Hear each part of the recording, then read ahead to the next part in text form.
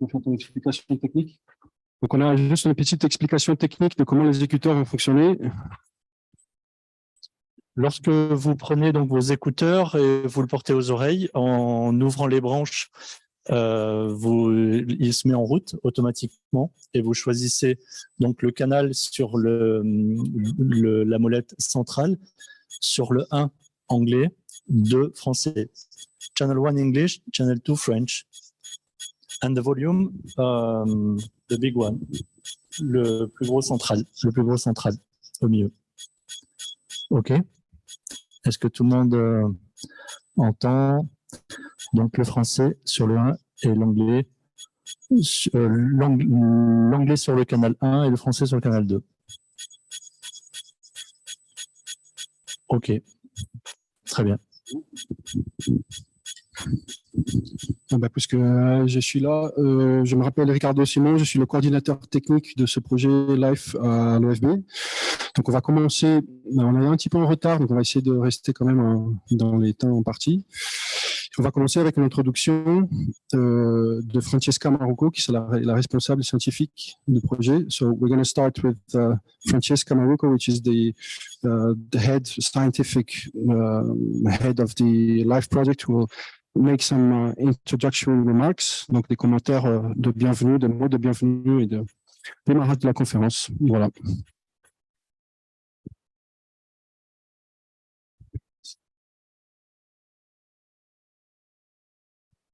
Bonjour à tous, c'est un plaisir d'être ici aujourd'hui.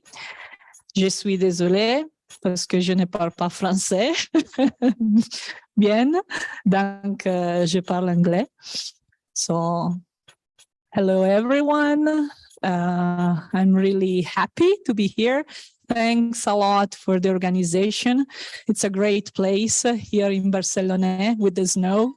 So everybody who's online, it's a very nice place. You're missing a great conference in presence. So a few words. This is the third conference of the LIFE Alps EU project. And we're going to have also the fourth conference in Torino in September 2023. So you will be welcome there as well. And we are going to have the last conference in Trento. So that will be the kind of the series of the conference we are having with this project. This project is a very large scale project. We are 21 partners, 4 countries. So there's people from Slovenia, from Austria, from Italy, and from France, of course. And it's a very, very large network of people. We are about, I said, 21 partners, but also more than 120 supporters. There are more than 4,000 operators that are working in connection among the 4 countries. There are lots of teams, the prevention unit teams, the dog teams working all in connection. So it's a very large project, and I think it's a really large network of people that is working together to find a solution for this very tough coexistence, the coexistence among human activities and wolves in the Alps. So I really think that this project is a great opportunity, especially for this exchange of best practices, of discussion, just to be able to exchange information among the 4 countries to see how things are going. That's a very great opportunity. And this conference is an example of this. You will hear a presentation of the management of conflict that is carried on by the different countries. So I'm sure there will be lots of information that will be useful for everyone to be taken home. So thanks a lot. And I'm fast. I think we need to move on. So thanks a lot to Ricardo. Thank you, Francesca. Merci, Francesca. So we're going to get our next panelist. So just give me a minute.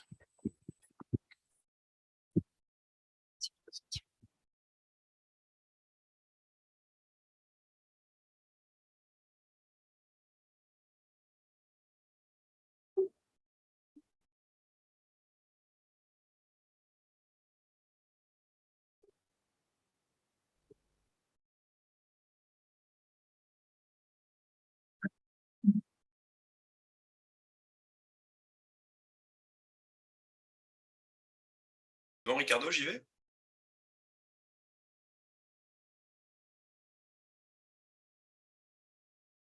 Oui. Vous m'entendez? Ricardo, c'est bon? Je vois que c'est bon pour les personnes qui sont en visio. Ricardo, tu m'entends?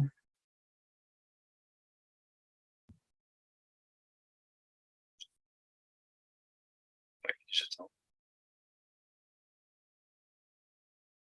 Désolé pour ceux qui sont en visio. On chatte avec Ricardo. Apparemment, il y a un petit problème technique.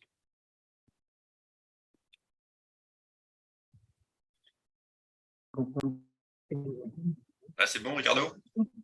Non,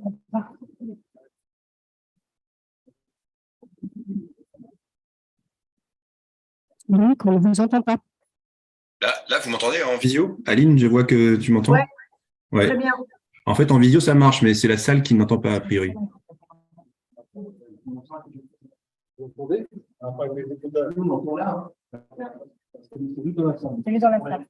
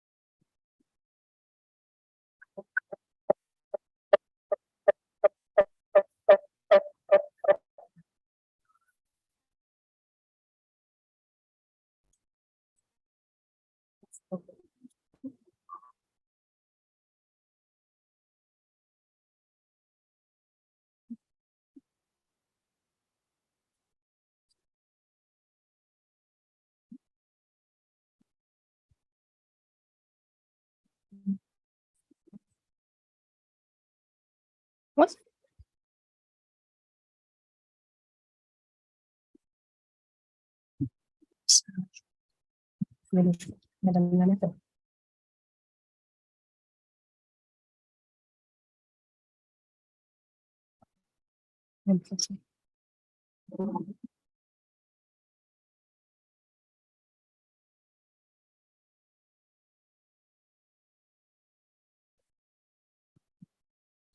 Alors, on va un petit peu changer l'ordre des interventions pour régler le petit problème technique par rapport aux personnes qui sont en visioconférence. Et on va passer le micro d'abord à Madame le maire de Barcelonnette, Sophie Vagini. Bonjour à tous, monsieur le sous-préfet, bonjour, madame la directrice du parc, bonjour, mesdames et messieurs, en vos grades et qualités, bonjour à tous. Donc, c'est avec un grand plaisir que je vous accueille à Barcelonnette. Donc, Barcelonnette qui est rentrée volontairement dans l'ère d'adhésion du parc il y a de cela 4 ans maintenant. C'est la seule commune de France qui a manifesté volontairement le vœu de rentrer dans l'ère d'adhésion d'un parc national. Donc, nous en sommes très fiers. Nous le revendiquons à chaque fois que nous en avons l'occasion. C'est un partenariat qui est fructueux avec Madame Como et ainsi qu'avec son prédécesseur.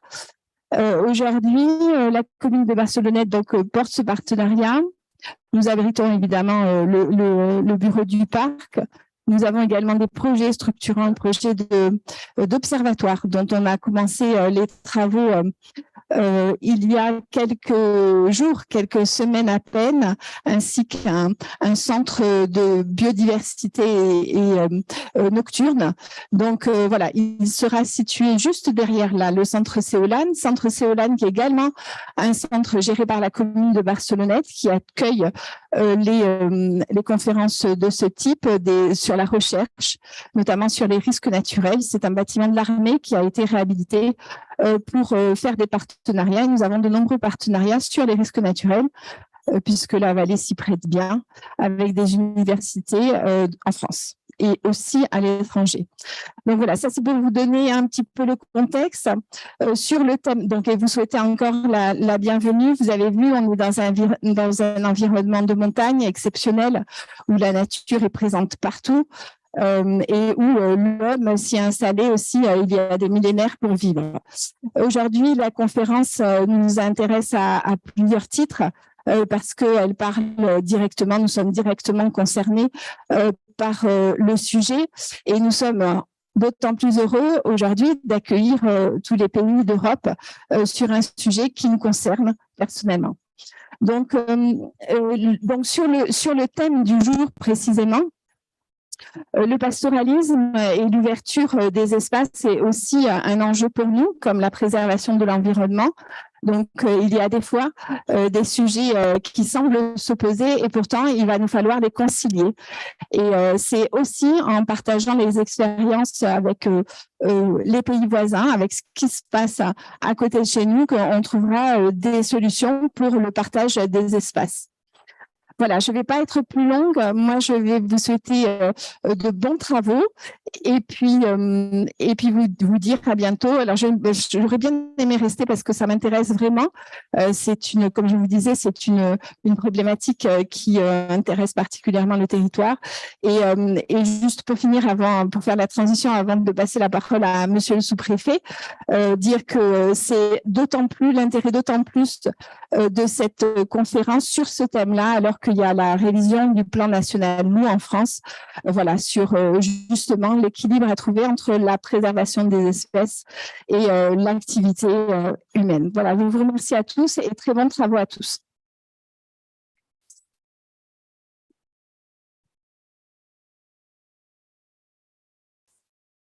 Madame le maire, mesdames et messieurs les représentants de l'OFB, mesdames et messieurs les représentants du parc national du Mercantour, mesdames et messieurs. Donc, je tenais d'abord à saluer et à remercier l'ensemble des organisateurs et vous indiquer que Barcelonnette et plus largement le département des Alpes de Haute-Provence se prête formidablement à l'organisation d'une telle manifestation, puisque, comme vous le savez, nous sommes l'un des départements les plus prédatés de France, avec plus de 1800 victimes par an et quasiment plus de 600 attaques depuis le début de l'année.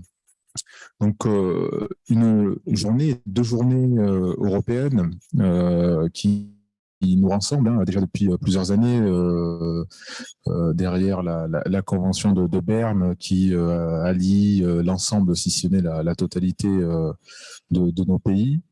Vous dire, avant d'aller plus loin, que j'ai deux casquettes aujourd'hui auprès de vous, à la fois la casquette de sous-préfet de Barcelonnette, mais aussi la casquette de sous-préfet référent loup sur l'ensemble du département.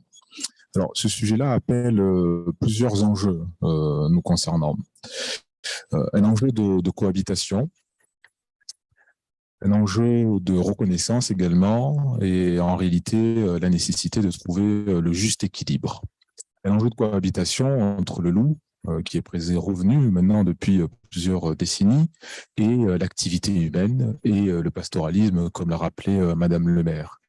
Un enjeu de reconnaissance parce qu'aujourd'hui, personne ou très peu de personnes remettent en cause la nécessité de trouver ce juste équilibre entre, d'un côté, la biodiversité et de l'autre côté, la préservation et la continuité des activités qui font aussi la beauté et le patrimoine de notre territoire, c'est-à-dire l'activité pastoralisme agro-pastoral.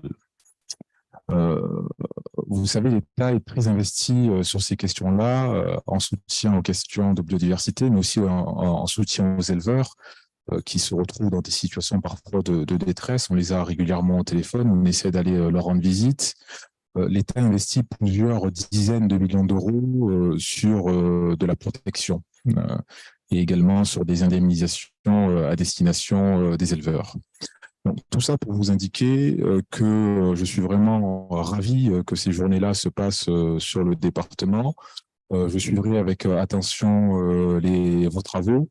Et on avait besoin d'avoir cette confrontation des regards à l'échelle européenne et bien plus loin, puisque souvent, hein, et vous l'avez indiqué dans le titre de vos programmes, on a l'impression que l'herbe est plus verte ailleurs. Et on nous parle souvent de ce qui se passe en Italie, on nous parle souvent de ce qui se passe en Espagne, on nous dit souvent qu'on a à y gagner, nous, en France, en prenant exemple sur ces pratiques, les pratiques de nos voisins. Eh bien, aujourd'hui, voilà, c'est l'occasion, en donnant la parole aux uns et aux autres, de voir, non pas tellement de se comparer pour se dire on fait bien ou on fait pas bien, mais de voir ce qu'on peut améliorer les uns les autres, comment on peut se soutenir et comment on peut, ensemble, à un niveau européen et international, s'inscrire davantage dans ces deux facettes d'une même pièce qui sont, d'un côté, la biodiversité et de l'autre côté, la préservation des activités humaines.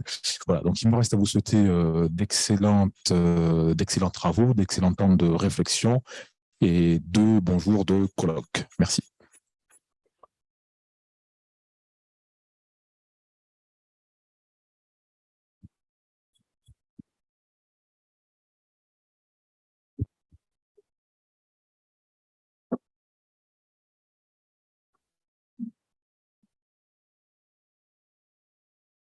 Ricardo, tu m'entends?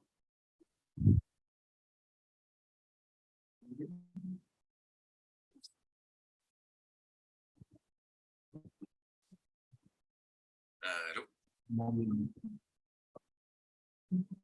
Vous entendez, non? Est-ce que tout le monde a un casque dans la salle? Je vous invite à mettre le casque en attendant qu'on règle le problème technique dans la salle. Vous pourrez entendre. Ah oui, dans le casque, vous entendez, c'est ça? Oui, du coup, j'y vais. Bon, allez. D'accord. Eh ben, bonjour à tous, Madame le maire, Monsieur le sous-préfet, Monsieur le préfet référent qui est dans les participants, chers collègues de France et des autres pays représentés ici. Je suis vraiment ravi, moi aussi, d'avoir quelques minutes pour introduire ce colloque. Je voudrais remercier l'ensemble des organisateurs, une pensée particulière pour Hélène, pour Ricardo et puis pour l'ensemble de l'équipe. Je vais faire très court puisqu'on a pris un peu de retard. Juste pour les collègues des pays étrangers, vous dire que l'Office français de la biodiversité, l'OFB, est On un vous a perdu établissement… pour le moment. Ouais. Oui. Ok.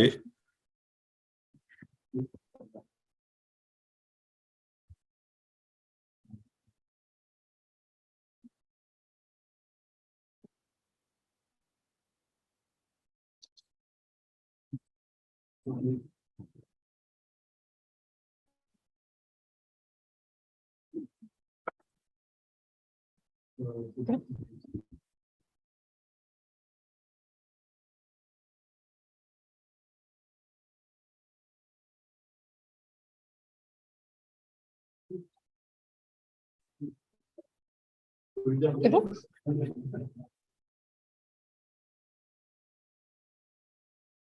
Oui, vous pouvez reprendre. Je peux reprendre? Ok.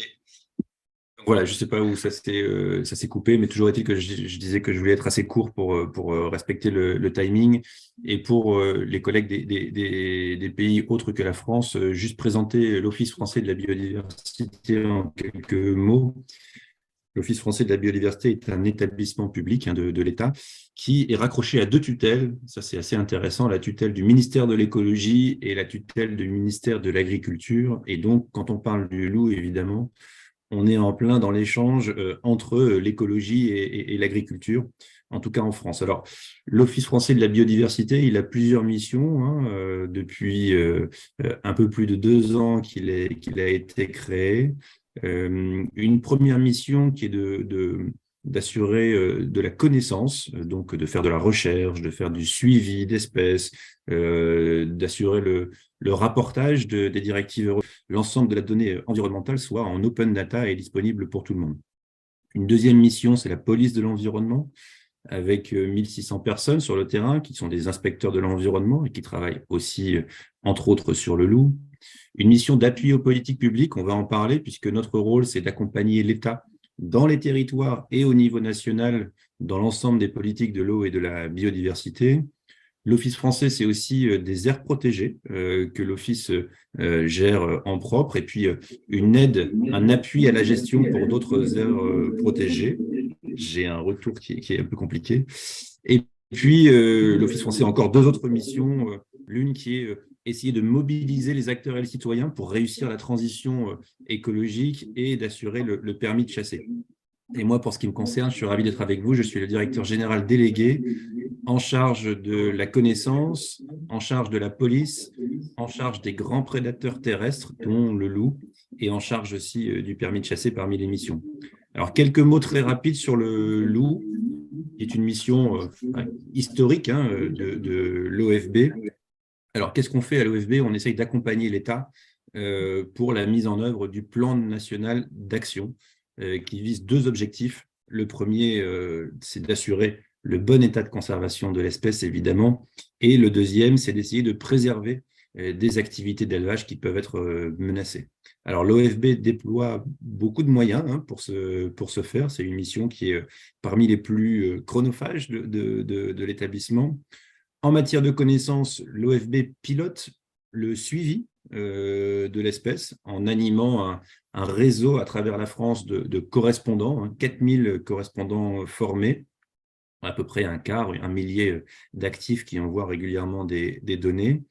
Dans le suivi, évidemment, à partir des données récoltées, on modélise l'ensemble avec le CNRS pour essayer d'avoir quelques indicateurs, dont l'estimation de la population, qui est quelque chose en général très attendu.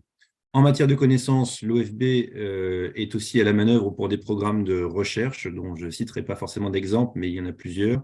Et la priorité des programmes de recherche pour les années à venir, c'est d'essayer de voir comment vivre avec le loup, comment essayer de gérer l'ensemble des interactions qu'il peut avoir avec l'homme et avec les activités économiques qui sont évidemment pas toujours faciles. En tout cas, l'ensemble de ces activités de connaissance, on essaie d'être prospectif, mais aussi au service de l'action, au service du plan national d'action.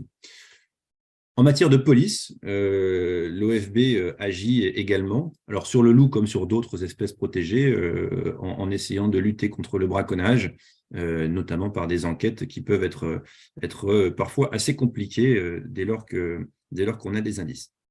Et la troisième chose sur le loup que l'OFB fait, c'est de l'appui à la gestion de manière très opérationnelle auprès de l'État et auprès d'autres acteurs, notamment de la profession agricole. Alors, il y a 2 types de choses que l'OFB assume. Premièrement, ce qu'on appelle des constats, c'est-à-dire que dès lors qu'il y a une attaque d'un loup ou supposé tel, les collègues se déplacent pour essayer d'assurer le constat et voir, pour confirmer ou pas si l'attaque est bien le fait d'un loup. Ce qui permet ensuite à l'État l'indemnisation, mais je pense que vous en aurez un mot tout à l'heure. Et puis, en matière d'appui à la gestion, l'OFB emploie aussi une équipe qu'on appelle la brigade des grands prédateurs terrestres, qui est une équipe d'une 15aine de personnes à peu près, dont un des rôles historiques était d'assurer pour le compte de l'État les tirs sur les loups dès lors qu'ils étaient autorisés et permis par la réglementation. Alors aujourd'hui, la brigade continue à assurer des tirs, mais beaucoup moins qu'avant, puisqu'elle le fait essentiellement aux endroits très sensibles, hein, sous la coordination du préfet référent que j'évoquais tout à l'heure. Et puis surtout, elle forme différents acteurs, et notamment les louvetiers, qui sont montés en puissance de ce point de vue-là. En tout cas, l'ensemble des tirs qui sont assurés sur le loup par la brigade sont sur des loups en situation d'attaque des troupeaux. Alors, je vais conclure très rapidement en disant que nous sommes aujourd'hui à un moment un peu paradoxal, puisque je pense que jamais l'État et son opérateur, qui est l'OFB, ne s'est autant investi sur le sujet du loup en mobilisant beaucoup de moyens. Jamais, je pense, il n'y a eu autant de reconnaissance par l'ensemble des acteurs, qu'ils soient des représentants de la profession agricole, des ONG, des scientifiques. Jamais il n'y a eu autant de reconnaissance des moyens et de la volonté de réussir à une coexistence pacifique. Et en même temps, rarement, la situation a été aussi vive, aussi tendue dans les territoires, avec l'augmentation démographique et surtout géographique de la présence du loup. Alors, on a des enjeux différents, évidemment, en France, selon qu'on soit dans la zone qu'on appelle de présence historique, dans l'arc alpin, où le loup est connu depuis longtemps et on apprend encore à vivre avec, mais certains le savent. Et puis les zones de colonisation, puisqu'on assiste depuis quelques années à une colonisation assez rapide, de nouveaux fronts de colonisation. Cette année, ça a été la première fois que nous avons acté une reproduction de loups à l'ouest du Rhône, puisque le loup, s'il avait traversé le Rhône, en tout cas, ne s'y était jamais reproduit. Donc, une situation qui est évidemment assez particulière. Et ce qui est intéressant, et ce que je voulais dire par rapport à ce colloque, c'est qu'en fait, on a beaucoup d'attentes de savoir exactement ce qui se passe ailleurs. Le loup et sa présence sont souvent l'objet de polémiques, de prises de position des uns et des autres. Et ce qui est assez surprenant, c'est que un pays peut parfois être pris en exemple pour quelqu'un qui est plutôt pour la présence du loup, et le même pays est pris en exemple pour celui qui est plutôt contre la présence du loup. Tout ça veut bien dire qu'on a besoin d'objectiver la situation et de savoir, en tout cas pour nous en France, ce qu'on peut importer de ce qui est fait de bien ailleurs, essayer de regarder comment ce qui est fait ailleurs peut nous aider à réfléchir et à ajuster en permanence nos manières de faire. Et puis, si jamais on le peut, partager notre propre expérience. Je voulais juste souligner que nos deux ministres de tutelle, hein, le ministre en charge de l'écologie et le ministre en charge de l'agriculture, et notre secrétaire d'État également, nous ont demandé et a demandé à l'État de faire une espèce de panorama de ce qui se passe ailleurs en Europe. Et justement, ce colloque tombe au parfait moment puisqu'il nous permettra de répondre à leurs questions. Voilà, je vous souhaite à tous un bon colloque. Merci encore aux organisateurs et merci pour la présence très nombreuse, 325 personnes en ligne, ce qui est assez considérable. À vous, Barcelonnette.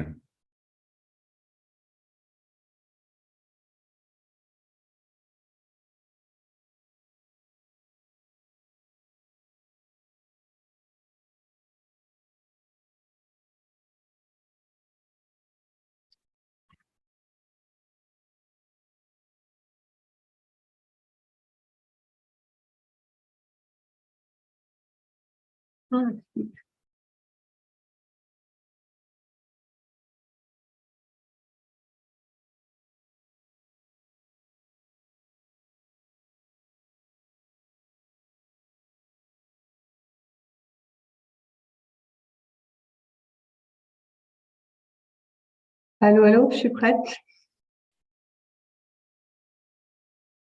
Vous m'entendez? ligne, moi je t'entends très bien. En tout cas, en visio, je pense qu'on entend. Est-ce que dans la salle, vous m'entendez? Oui, c'est bon, tu peux y aller. Bon, bonjour à tous. Je suis désolée de ne pas être parmi vous, mais je sais qu'il y a une grande équipe du parc qui est parmi vous. Merci à l'OFB tout d'abord pour avoir organisé cette rencontre.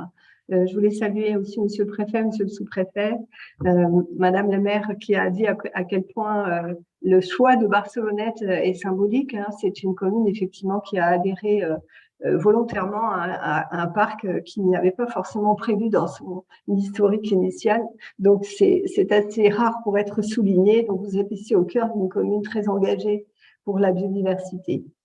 Alors, comme vous le savez, le parc du Mercantour a été le premier témoin du retour du loup en France dans les années 92, 93.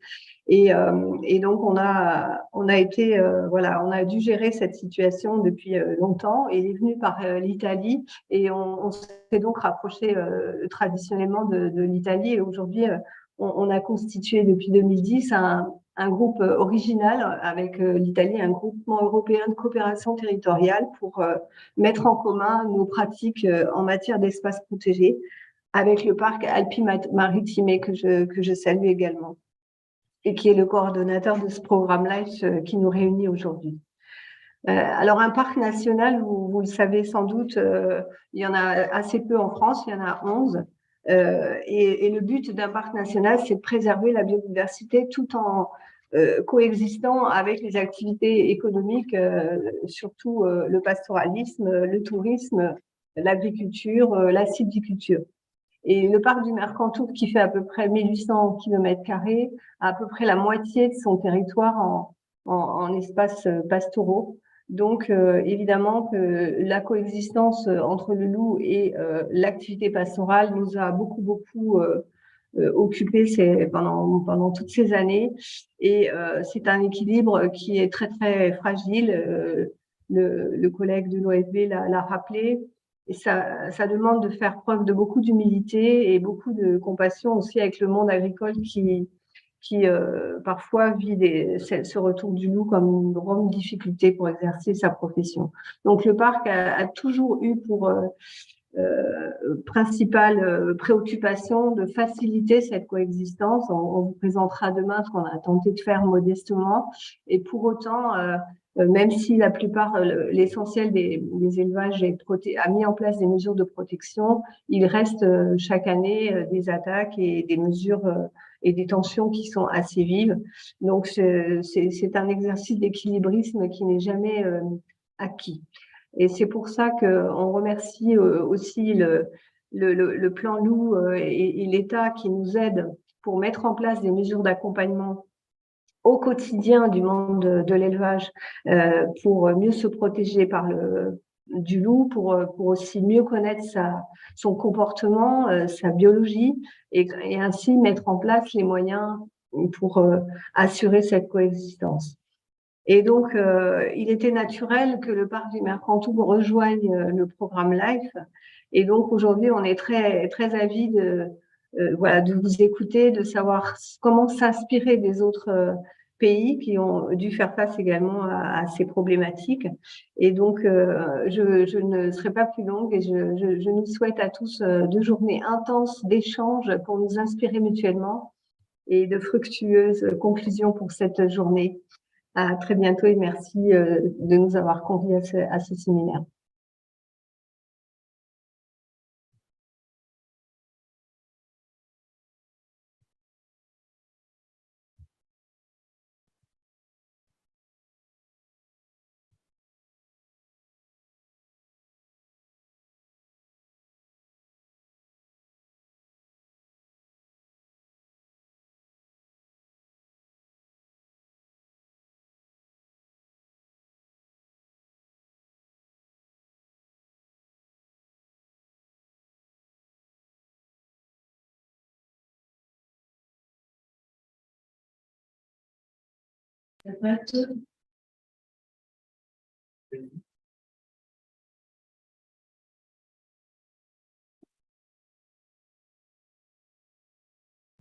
C'est bon?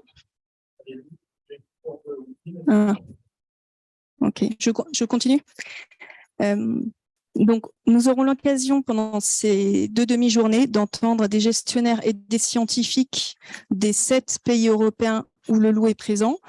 Alors, vous l'avez déjà compris, l'idée est de comprendre quelle est la situation dans ces différents pays, de pouvoir avoir des partages d'expériences et de savoir quels sont les moyens de gestion qui sont mis en place pour que la présence du loup à côté des activités humaines se passe au mieux. Alors, on est tous conscients qu'il y a de nombreuses controverses qui entourent la présence du loup. L'idée, ce n'était pas d'aborder ces sujets-là aujourd'hui, mais vraiment de vous offrir la possibilité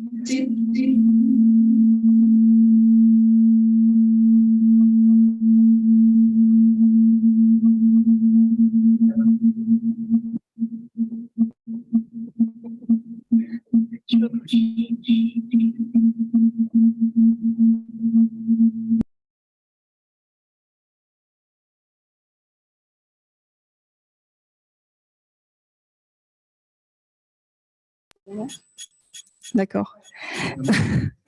Donc voilà, l'idée c'est de vous offrir la possibilité d'échanger avec les pays voisins et de pouvoir poser des questions aux différents intervenants qui vont prendre la parole. Et à toi.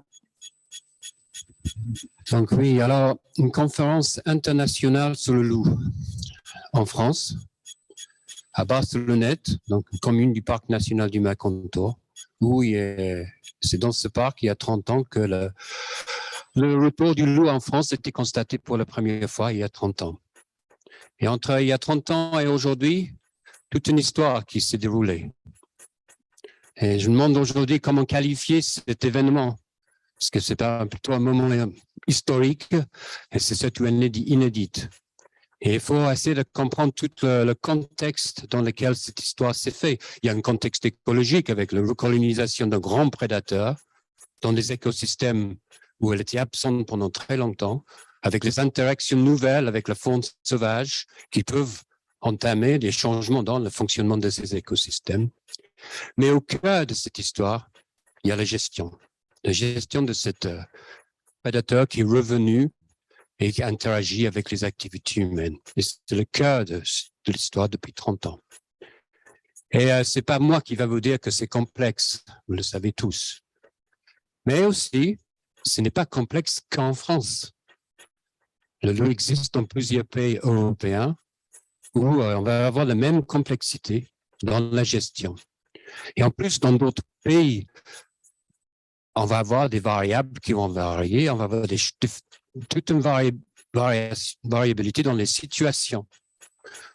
Au niveau du gouvernance entre l'État, la région, les espaces protégés, au niveau du contexte écologique et social, au niveau de l'histoire de présence du loup qui peut être différente entre les pays, en termes de modalités d'élevage, en termes de taille de troupeaux et la protection de ces troupeaux. Tout l'ensemble de variables qui vont faire qu'il va y avoir différents contextes de gestion dans ces pays différents, mais toujours activité humaine en présence du loup. Et pendant ce programme live, je pense que vous commencez maintenant à comprendre qu'on a vraiment besoin d'un retour d'expérience et de partager ces expériences avec les pays différents qui sont dans ce programme. Loïc parlait d'un panorama. Moi, je dirais qu'on est là aujourd'hui et demain pour essayer de décrire cette diversité dans la gestion dans les différents pays.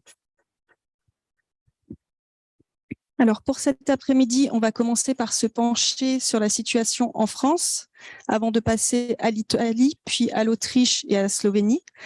Concernant la conférence, vous êtes déjà rendu compte qu'elle est en format hybride, avec les aléas qui vont avec, on s'en excuse. Elle sera enregistrée et retransmise sur la chaîne YouTube du programme Life Wolf Alps EU. Pour tout ce qui est traduction, je crois que c'est clair pour tout le monde, donc je ne reviens pas dessus. Les interventions vont durer 30 minutes et ensuite, il y aura 10 minutes de questions-réponses. Donc, le but, c'est vraiment que le plus grand nombre de personnes puissent prendre la parole. On espère qu'il y aura beaucoup de questions. On vous propose pour les gens dans la salle tout simplement de lever la main si vous avez une question. On va vous faire circuler le micro et on vous demandera d'avoir des questions précises et d'être bref pour que vraiment voilà, plus grand nombre de personnes puissent participer et que ces questions restent liées aux présentations qu'on va voir. Pour les personnes qui sont connectées sur Zoom, il y a la possibilité de poser des questions dans le chat. On en relaiera certaines dans la salle.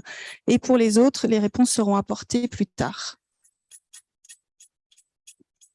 Oui, je vais juste, sans vouloir répéter ce qu'a dit Laure, insister sur ces 30 minutes et 10 minutes. 30 minutes de présentation et les 10 minutes de questionnement. Ces 10 minutes sont fondamentales pour ce colloque. C'est là où on va vraiment apprendre quelque chose. Je sais que c'est un sujet très difficile, c'est un sujet très délicat. Mais on n'est pas là pour forcément donner son vision individuelle, mais apprendre de ce qui se passe ailleurs. Donc, je pense que on a présenté nos objectifs pour ce colloque, notre façon de modérer un petit peu les discussions et débats. L'enregistrement a commencé, donc il y a juste quelques petites formalités, je pense, à présenter. Encore quelques dernières règles pour que les débats se passent au mieux. On vous demande de couper vos portables ou de les mettre sur vibreur, de ne pas utiliser le Wi-Fi, parce que vous avez vu qu'on a des petits problèmes de Wi-Fi. Et bien entendu, de ne pas interrompre les interventions. Il y aura une pause café aux alentours de 16h. Donc, si vous voulez poursuivre les conversations à ce moment-là, vous en aurez l'occasion, ainsi que ce soir. Et sans plus tarder, on va pouvoir passer à la présentation de la France. Et très bonne conférence à vous tous et vous toutes.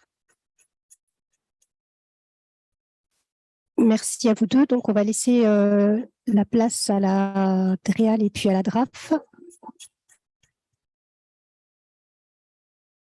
Donc, c'est à vous. Bonjour, vous m'entendez bien? Et est-ce que vous voyez la présentation? Oui. D'accord. Sabrina, on t'entend et on voit. D'accord. Donc, bonjour, je suis Sabrina Largot, je travaille à la Direction régionale de l'agriculture, de l'alimentation et de la forêt de la région Auvergne-Rhône-Alpes. Donc, c'est la structure qui représente le ministère de l'Agriculture au sein de la région Auvergne-Rhône-Alpes. Et je suis chargée de mission sur la protection des troupeaux et le pastoralisme. Et je remplace mon collègue Mathieu Métral, qui n'a pas pu se joindre avec nous aujourd'hui et qui s'excuse, qui lui, en fait, est le référent en charge de ce plan national d'action sur le loup et les activités d'élevage. Donc, ce plan national d'action loup et activités d'élevage, qui a été mis en place pour la période 2018-2023, se décline en 7 axes. Alors, donc, le premier axe et le principal, c'est la protection des troupeaux, puisque l'objectif de ce plan, lorsqu'il a été mis en place, était d'assurer la viabilité de l'espèce loup, mais également d'assurer la protection des troupeaux et des activités d'élevage. Donc, c'est bien un plan pour la protection du loup et des activités d'élevage. Donc, ce plan, comme je le disais, se décline en 7 axes. Donc, le premier axe qui concerne la protection des troupeaux, que je vais vous présenter. Un deuxième axe qui concerne le pilotage de ce plan, puisque ce plan, en fait, est copiloté par le ministère de l'Agriculture, le ministère de l'Écologie, et également copiloté par le préfet de la région Auvergne-Rhône-Alpes, qui est le préfet coordonnateur de ce plan, Pascal Mayos. Et donc, ces 3 entités pilotent le plan, mais également s'appuient sur un pilotage départemental qui est assuré par les préfets de département. Et cette mission vous a été un petit peu présentée dans l'introduction par monsieur le sous-préfet de Barcelonnette. Voilà, donc c'est vraiment un plan qui est déconcentré. L'axe 3 concerne l'indemnisation des dommages. Donc, c'est ma collègue Clémentine Bligny qui vous présentera cette partie par la suite. L'axe 4, le suivi biologique du loup, est assuré par l'OFB, comme l'a mentionné M. Obled. L'axe 5 concerne les interventions sur la population de loups. Donc, c'est ce qui concerne les tirs du loup. L'axe 6 concerne la communication, l'information et la formation. Et l'axe 7 est en lien sur les études et la prospective. Comme je le disais, c'est un plan qui est copiloté par le ministère de l'Agriculture et par le ministère de l'Écologie. C'est pour ça qu'on va faire cette intervention à 2 voix avec ma collègue de l'Adréal, Juliette Bligny, qui se présentera par la suite. Donc, la protection des troupeaux. La protection des troupeaux en France est assurée par une protection passive. Donc, les clôtures électriques, qu'elles soient fixes ou mobiles. Ce sont par exemple des parcs de pâturage renforcés électrifiés ou alors des parcs de regroupement électrifiés nocturnes. Vous en avez 2-3 illustrations sur les photos. Et l'autre volet de la protection, c'est ce qu'on appelle les protections actives. Donc là, c'est du gardiennage qui est fait, ou de la surveillance renforcée qui sont faites soit par l'éleveur, soit par des salariés ou des prestataires. Et la dernière des protections actives, donc, ce sont l'intervention des chiens de protection. Donc, la première étape, donc il y a 2 types d'aides. Donc, la première étape, en fait, se fait par le biais de ce que l'on appelle des crédits d'urgence. Donc, c'est du prêt de matériel qui est fait par les services de l'État et c'est mis en place pour répondre rapidement à une situation de crise. Et c'est financé par des crédits du ministère de l'Agriculture. La deuxième étape, c'est un dispositif un peu plus pérenne de protection des troupeaux qui était actuellement une mesure de ce que l'on appelait les plans de développement ruraux régionaux et qui, à compter de l'année prochaine, sera inclus dans les plans stratégiques nationaux, le plan stratégique national de la France. Donc, cette deuxième étape, en fait, ce dispositif de protection des troupeaux contre la prédation, en fait, concerne les troupeaux d'ovins et de caprins et c'est également… Oui. Allô? Et c'est également, en fait, c'est pour protéger contre le loup et contre l'ours. Donc, ce dispositif a pour but de couvrir une partie des surcoûts liés aux adaptations des activités que les éleveurs sont amenés à réaliser pour se protéger contre la prédation. Ces mesures de protection sont contractées chaque année par les éleveurs qui sont éligibles au dispositif. Et le coût de la mise en place de ces mesures de protection est supporté à 80% par l'État et le FEADER, et les 20% restants sont à charge des éleveurs. Le financement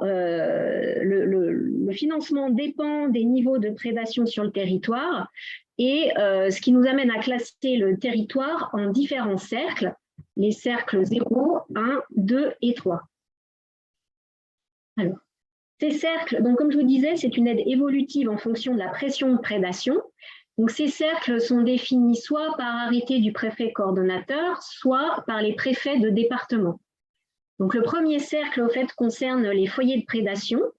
Donc, ce sont les communes qui sont classées en cercle 0, ce sont les communes qui ont enregistré au moins 45 attaques au cours des 3 dernières années.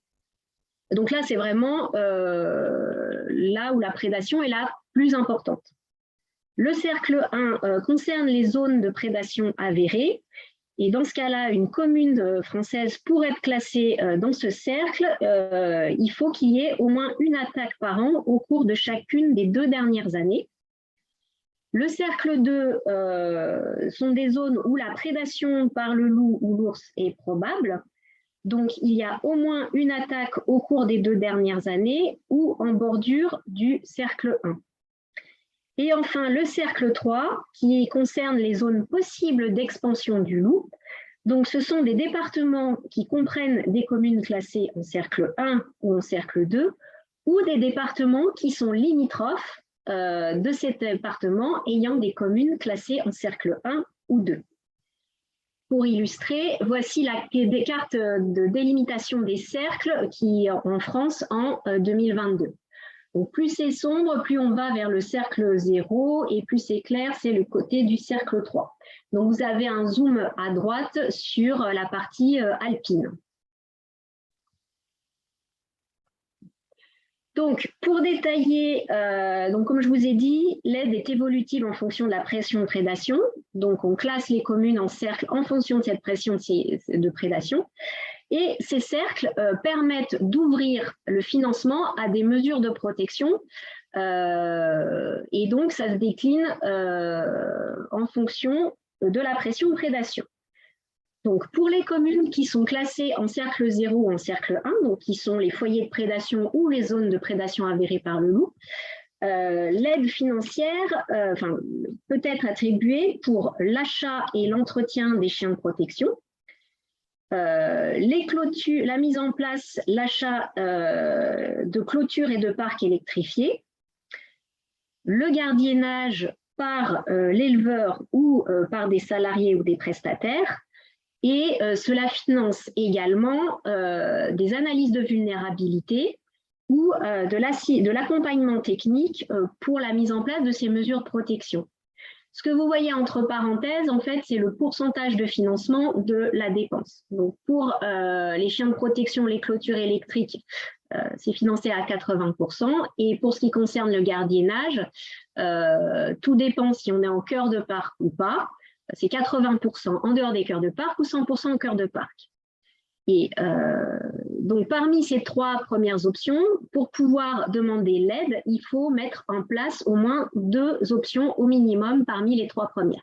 Pour le cercle 2, donc, qui est la zone de prédation probable par le loup, ce qui est financé, donc, ce sont les achats et les entretiens de chiens et les clôtures et les parcs électrifiés, et également l'accompagnement technique pour la mise en place des chiens de protection.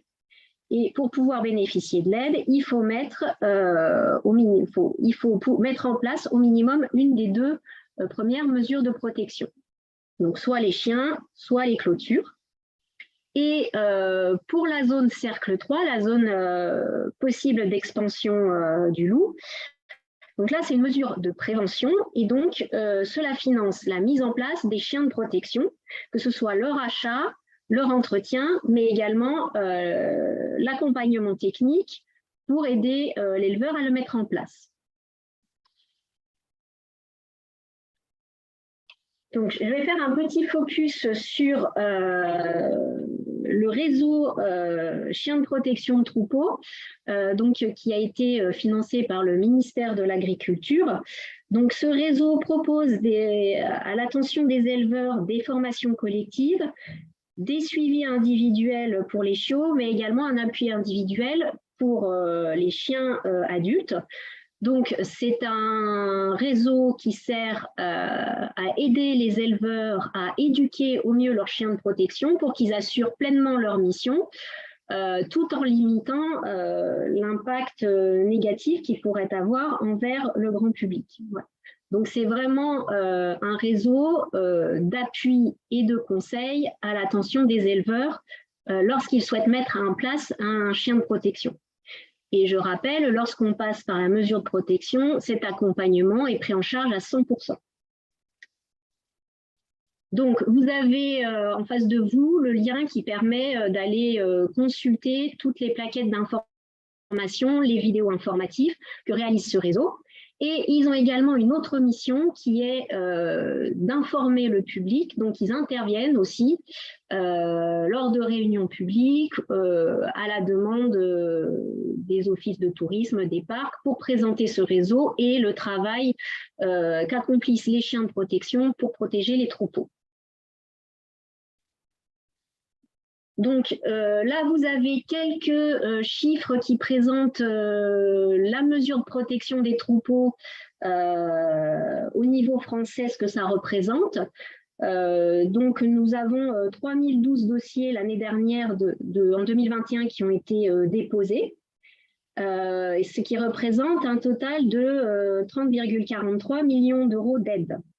Donc, ces chiffres sont en augmentation chaque année, comme vous pouvez le constater sur le petit graphique en bas. Donc, ce n'est pas très, très visible, mais en blanc, vous avez les colonnes, ça représente le nombre de dossiers de demandes d'aide déposées par les éleveurs chaque année. Et en bleu, le montant en millions d'euros des aides qui sont attribuées pour ces mêmes dossiers. La ventilation de l'aide se fait, on le voit à l'aide du graphique sur la gauche. Donc, la majeure partie de l'aide, donc ça concerne en fait la mesure qui concerne la surveillance du troupeau, que ce soit faite par l'éleveur en bleu foncé ou par des prestataires ou des salariés en rouge. Voilà. Donc ça, c'est 3/4 de la mesure sont destinés au financement du gardiennage.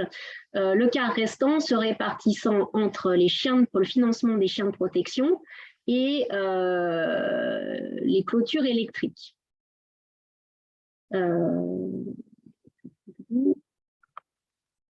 Donc ici, vous avez une carte qui présente en fait, pour la première fois, on a spatialisé les moyens de protection sur les zones pastorales. Donc à gauche, vous avez la carte qui concerne la répartition du gardiennage sur les zones pastorales. Donc les personnes qui ont activé l'aide au gardiennage sur les zones pastorales, et à droite, les personnes qui ont sollicité l'aide sur les chiens de protection qui ont été répartis sur les zones pastorales. Donc, c'est un premier travail. Donc, ce qu'on peut remarquer, c'est que la répartition est très hétérogène sur les zones pastorales à l'échelle du massif. Mais en fait, finalement, c'est comme pour les dommages dus à la prédation par le loup. On a des zones de concentration de moyens de protection et des zones où c'est très peu développé. Donc, on voit sur les zones en grisé. Donc, c'est un premier travail exploratoire qui a été mené par notre stagiaire, Charlotte Houdard, et ça ouvre des perspectives en fait, pour évaluer l'efficacité des moyens de protection en croisant ces données, notamment avec d'autres données qui peuvent être spatialisées, comme les dommages sur les troupeaux. Donc, je vais laisser maintenant la parole à ma collègue Juliette Bini, qui va vous présenter la suite. Merci Sabrina. Bonjour, vous avez le son? Vous m'entendez? Vous confirmez m'entendre? Moi, je t'entends, Juliette. Alors, je continue. Merci. Donc, j'interviens là, une première petite partie pour vous parler d'indemnisation. L'indemnisation permet un suivi fin de la prédation.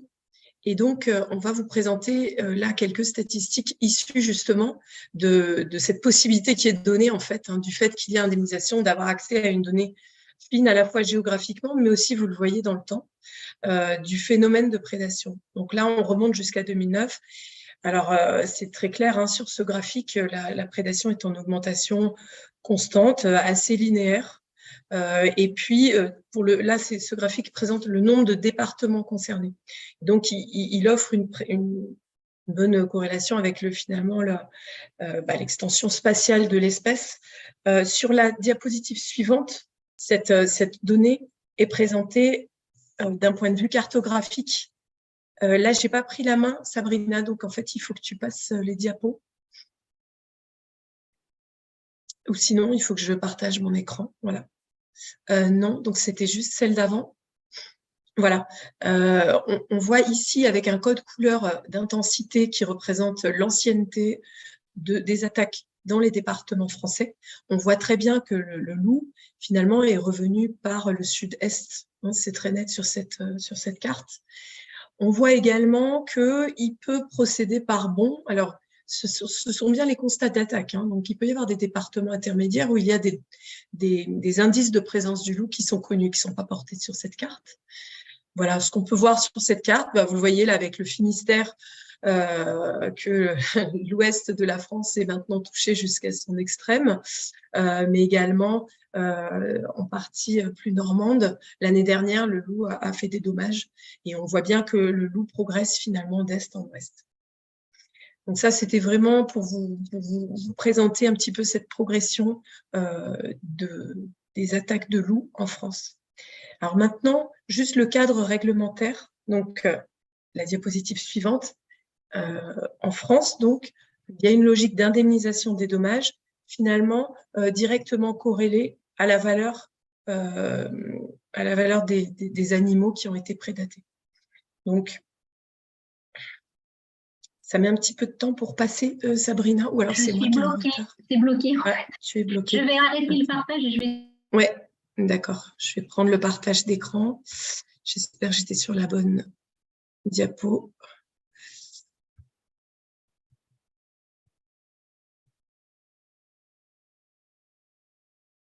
Voilà, mais il faut que je puisse avoir accès.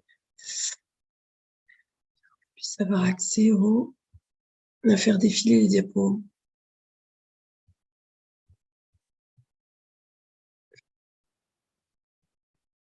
Faire comme ça. Voilà, on en est là.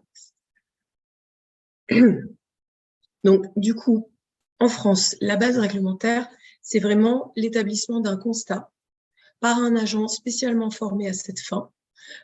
Et le constat, c'est vraiment le recueil d'éléments factuels de l'attaque. L'objectif, c'est ensuite de pouvoir, le plus finement possible, attribuer ou pas l'attaque au loup pour aboutir ou pas à une indemnisation. Donc, vous le voyez, l'analyse technique sur la base de ces éléments factuels, elle est finalement très simple et assez dichotomique. Soit les éléments permettent de montrer qu'il y a une prédation. Attendez, non. Là, je ne le fais pas dans l'ordre de la diapo, donc il vaut mieux que je le fasse dans l'ordre de la diapo. Soit ça n'est pas dû à une prédation.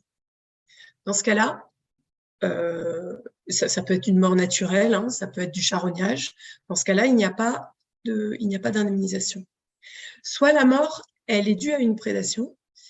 Et dans ce cas-là, on va regarder les éléments techniques du constat qui orientent ou pas vers le fait que ce soit du loup. Donc, ça peut être la taille des incisions, leur localisation, leur nombre, le fait qu'il y ait une hémorragie ou pas, etc. Donc, vous voyez des éléments très techniques qui orientent ou pas vers une prédation et vers une prédation par le loup ou pas. Donc, si on ne peut pas exclure la responsabilité du loup, on indemnise. Et enfin, il y a des cas où on ne peut pas forcément conclure parce que peut-être la bête a été consommée de façon assez importante, il y a eu du charognage derrière, il y a eu des vautours, etc. Il y a pas mal de possibilités. Et dans ce cas-là, l'a priori est de ne pas indemniser, sauf si des éléments de contexte démontrent une prédation importante qui peuvent orienter vers quelque part une forte probabilité que l'attaque soit due au loup. Et dans ce cas-là, on indemnise. Dans tous les cas, les critères d'indemnisation sont les suivants. Donc, on va répondre à un certain nombre de barèmes qui sont liés, vous le voyez, en fonction des espèces. Donc, les espèces qui sont prévues dans le barème, ce sont les ovins, les caprins, les bovins, les équins, et puis les chiens. On peut également indemniser les espèces qui sont hors barème, mais dans ce cas-là, on fera du cas par cas. Donc, à droite, hein, dans l'encart orange, vous voyez quelques exemples qui vous sont donnés. Sachez donc qu'il y a une prise en compte au sein d'une même espèce, il peut y avoir une prise en compte de la typologie de l'espèce. Notamment sur les ovins, on a beaucoup de typologies en fonction du caractère laitier, du caractère boucher, ou du caractère reproducteur. On peut prendre en compte le fait qu'une brebis est une meneuse, etc. Il y a quelques critères comme ça qui sont pris. Et puis, bien sûr, le sexe et l'âge sont également pris en compte pour établir ce barème. On compense, vous le voyez, c'est le deuxième point de cette diapo, la deuxième flèche, 3 sortes de pertes finalement. Les pertes directes, c'est le décès des animaux ou bien les animaux qui sont disparus.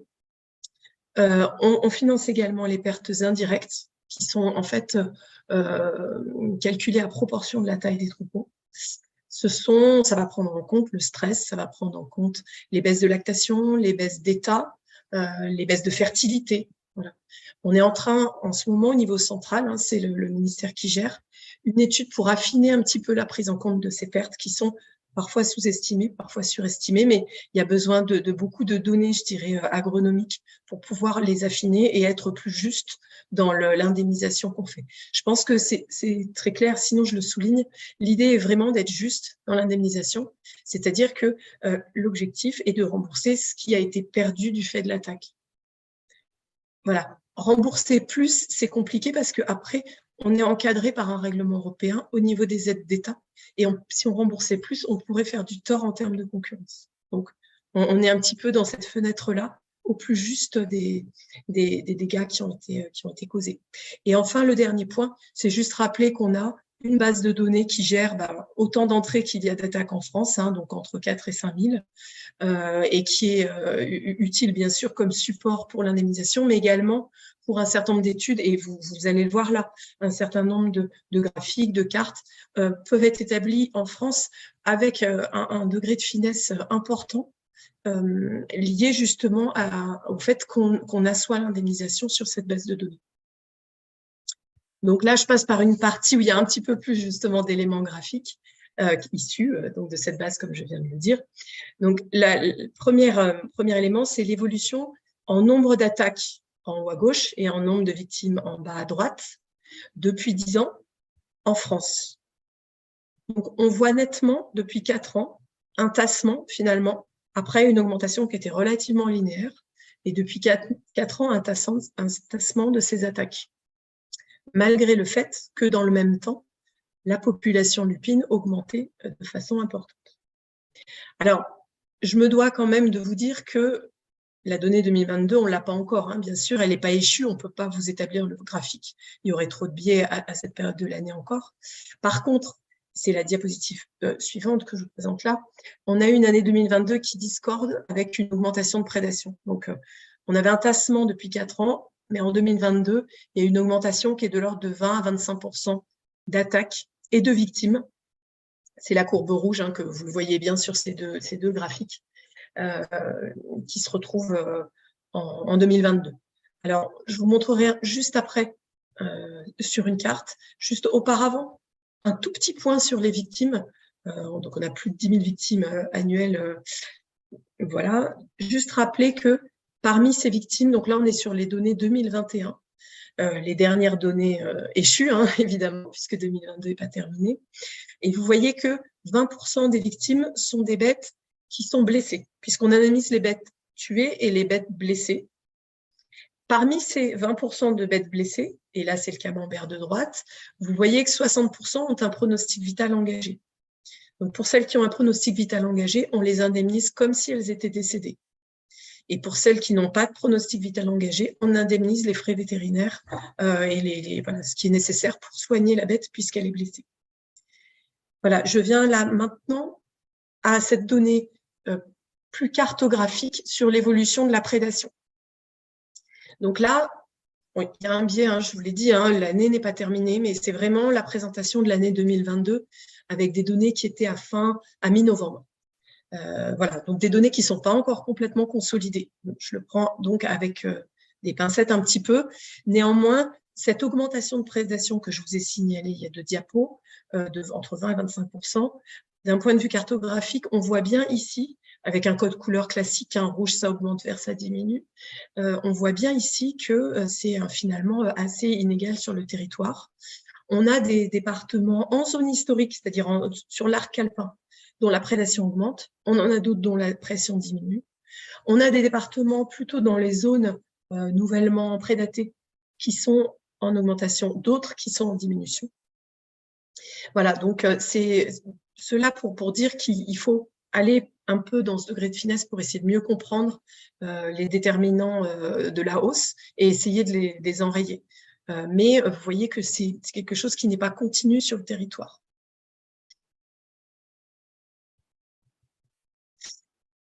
Je passe à la présentation d'un axe suivant, donc l'axe 5, qui concerne la politique de tir en France. Je vais aller, bon, il y a pas mal de choses écrites, mais je pense qu'elles sont quand même assez connues, donc je vais aller assez vite sur cette diapo.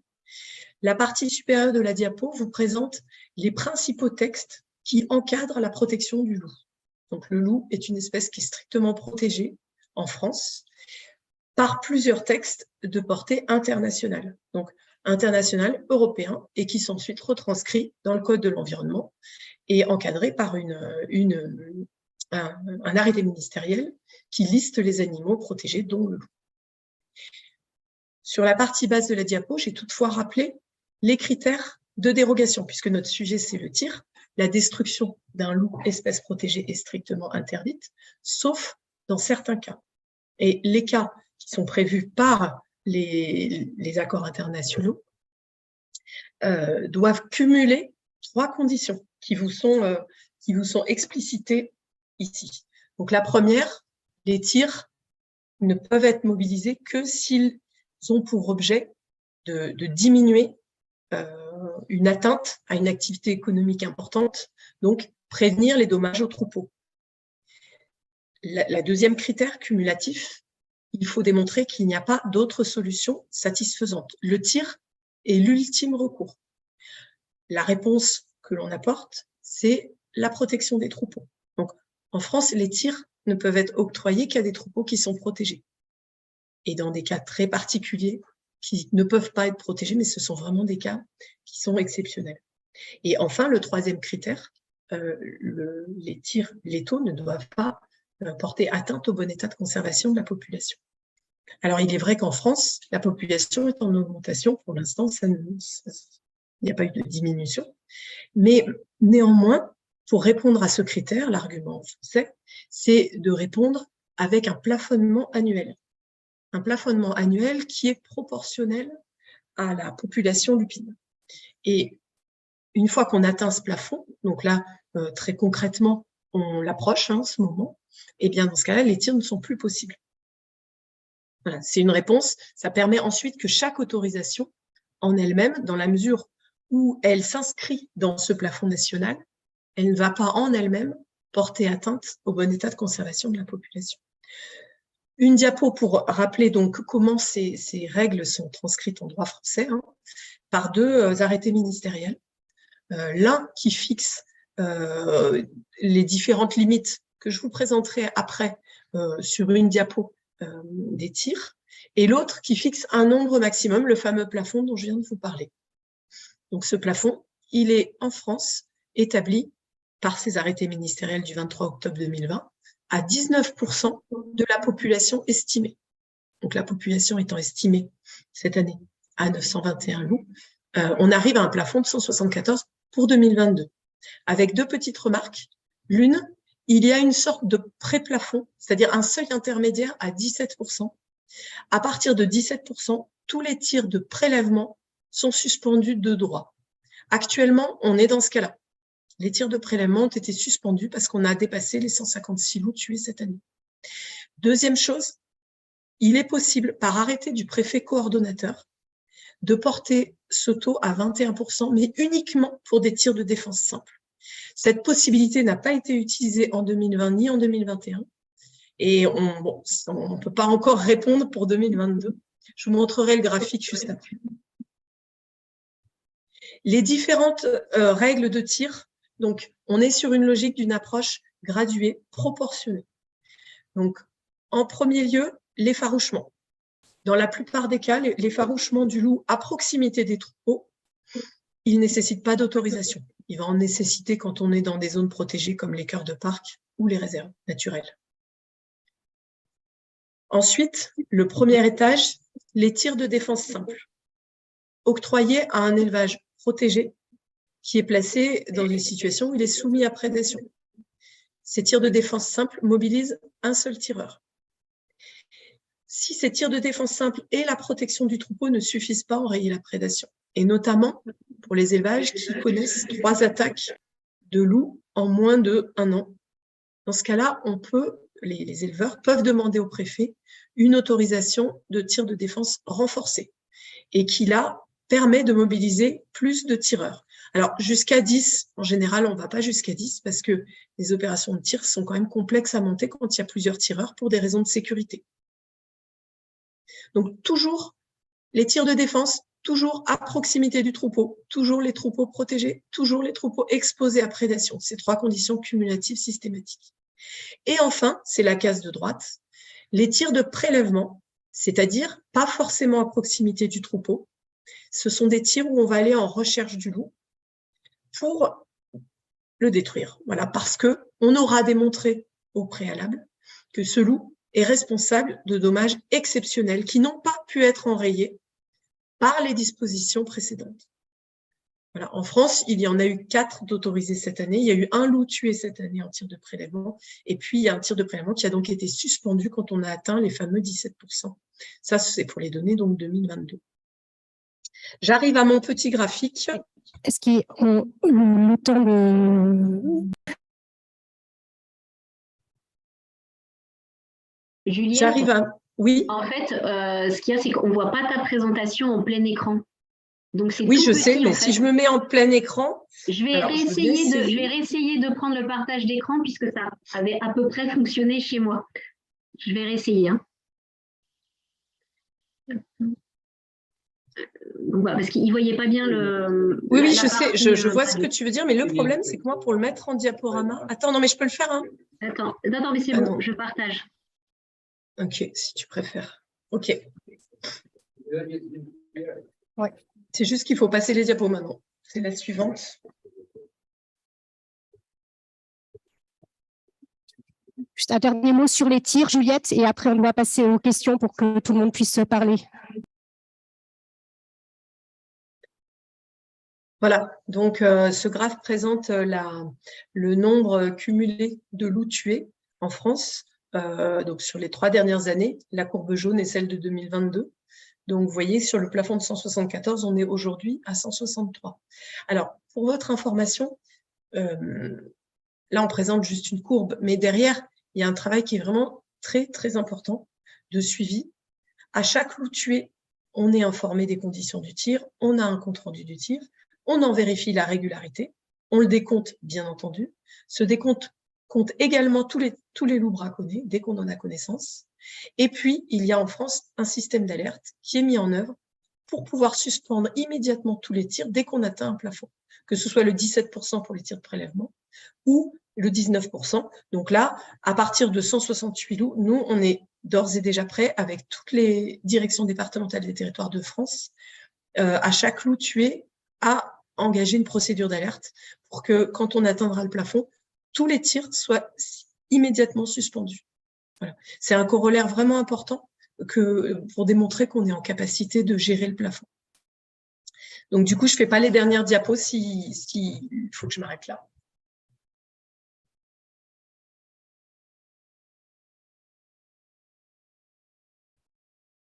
Je vais arrêter là, mais c'est le temps des questions. On voit déjà qu'on en a 4 sur le chat, donc mais on va ouvrir la salle. On a un, deux, oui. Allez-y. On va passer.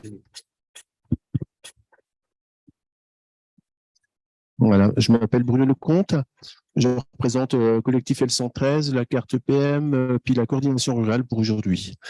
La question, c'est est-ce que c'est on a fait un bilan, vous n'avez pas dit si c'était un bilan, si c'est un échec ou pas, ou si c'est une réussite pour l'équilibre entre le pastoralisme et la présence des loups. En tant qu'éleveur, je peux dire que c'est un échec. Pourquoi? Parce que les attaques augmentent d'année en année. Si on tient compte de 2022, il va y avoir plus 20%. Les moyens de protection baissent, c'est-à-dire l'efficacité des moyens de protection baisse. La plupart maintenant des attaques ont lieu sur les troupeaux déjà protégés. Donc on n'atteint pas l'objectif de protection. Le nombre de loups augmente très très rapidement, bien plus vite que les estimations officielles. L'officiel est un peu dépassé, qu'on va dire. La transparence, c'est un objectif aussi. On ne peut pas dire qu'elle soit atteinte, parce qu'on a repéré en 2018, l'OFB avait dit qu'il y avait 12%, enfin 11 et quelques pourcents de loups hybrides dans le dernier bulletin qui était transmis publiquement. Aucun loup hybride n'apparaît. Donc, il n'y a pas de transparence. Et donc, ma question, est-ce que vous dites aussi, est-ce que nous avons subi un constat d'échec ou pas? C'est la question.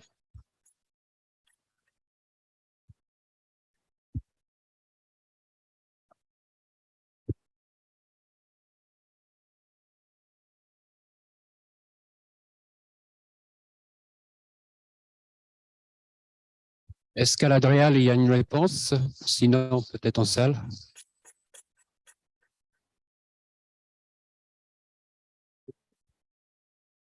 Juliette, vous nous entendez? Voilà, ça y est, j'ai le son. Oui, alors je comprends hein, effectivement, on vous a présenté ce plan qui est en 7 axes avec un certain nombre d'actions. Donc, je ne pense pas qu'on puisse apporter une réponse binaire. Dire ça a marché, ça n'a pas marché, c'est un échec, c'est pas un échec.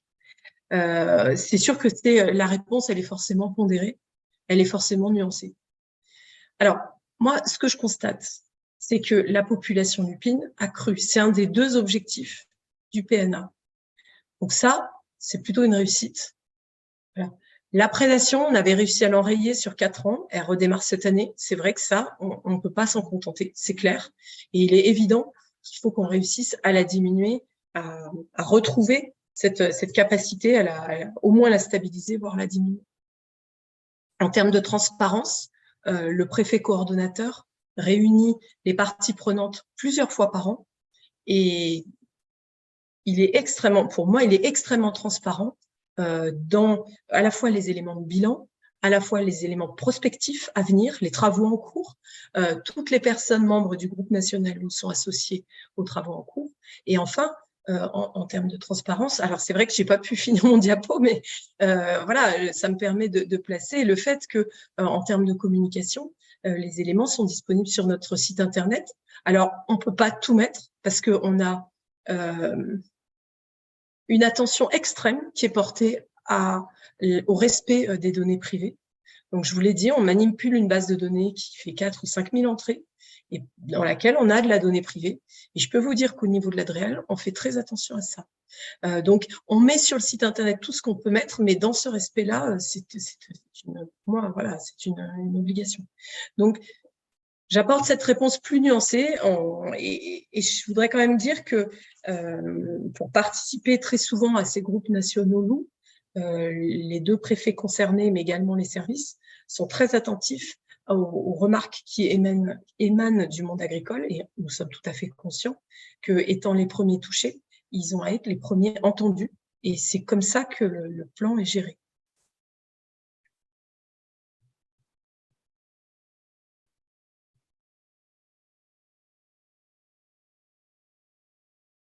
Pour compléter les propos de ma collègue en illustrant sur le département des Alpes de Haute-Provence, je parlerai d'efforts consentis importants par l'État.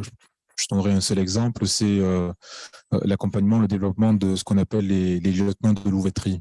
Dans le département des Alpes de Haute-Provence, nous avons 4 fois plus de sorties en 2022 par rapport en 2021. Donc, des sorties qui ont vocation à protéger les troupeaux, qui ont vocation à venir en soutien aux éleveurs. On a des habilitations supplémentaires et on a mis des moyens importants, plusieurs centaines de milliers d'euros, sur les équipements, notamment thermiques, pour pouvoir être dans des meilleures conditions de protection, encore une fois, des troupeaux. Donc, voilà pour un exemple.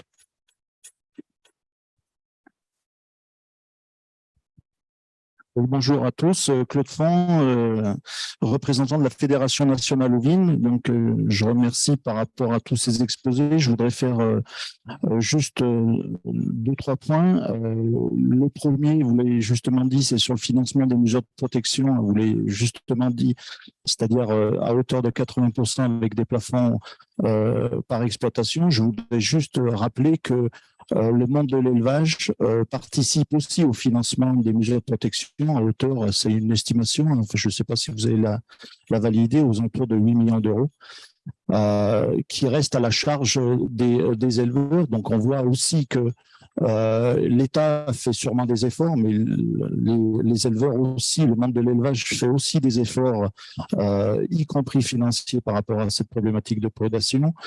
Les chiens de protection, il faut souligner aussi qu'il y a d'énormes difficultés de gestion au quotidien pour les éleveurs de ces chiens de protection. Vous ne l'avez pas trop dit quand même, c'est-à-dire les difficultés avec les autres usagers de l'espace. Il y a de nombreux rappels à la loi, il y a des éleveurs au tribunal par rapport à des problématiques réglementaires. Je sais que ça fait partie d'un groupe de travail du groupe national loup sur de recadrer le statut des chiens de protection.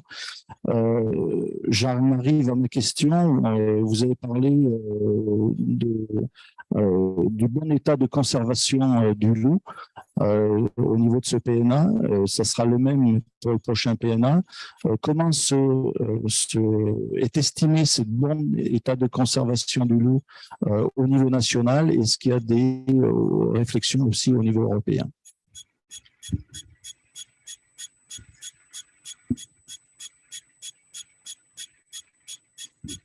Juliette? Je veux bien répondre, mais il me semble que ça relève quand même plus d'une réponse de la part de l'OFB, puisque là, il va y avoir une saisine des 2 ministères de l'OFB et du MNHN, qui est incessante, hein, pour justement estimer faire un point d'étape, en fait, de l'état de conservation du loup à ce moment-là, à la fin 2022, début 2023. Et c'est sur ce diagnostic, je dirais, le plus récent possible que nous appuierons pour faire évoluer éventuellement la réglementation pour le prochain PNA. Mais du coup, sur la méthodologie, je pense que l'OFB est plus à même que moi de répondre à votre question.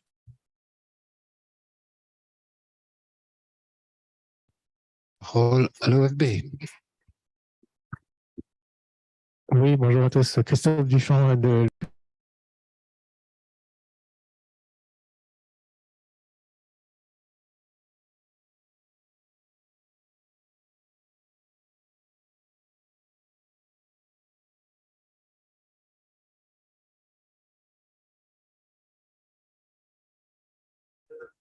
Ah, l'interprétation ne marche pas.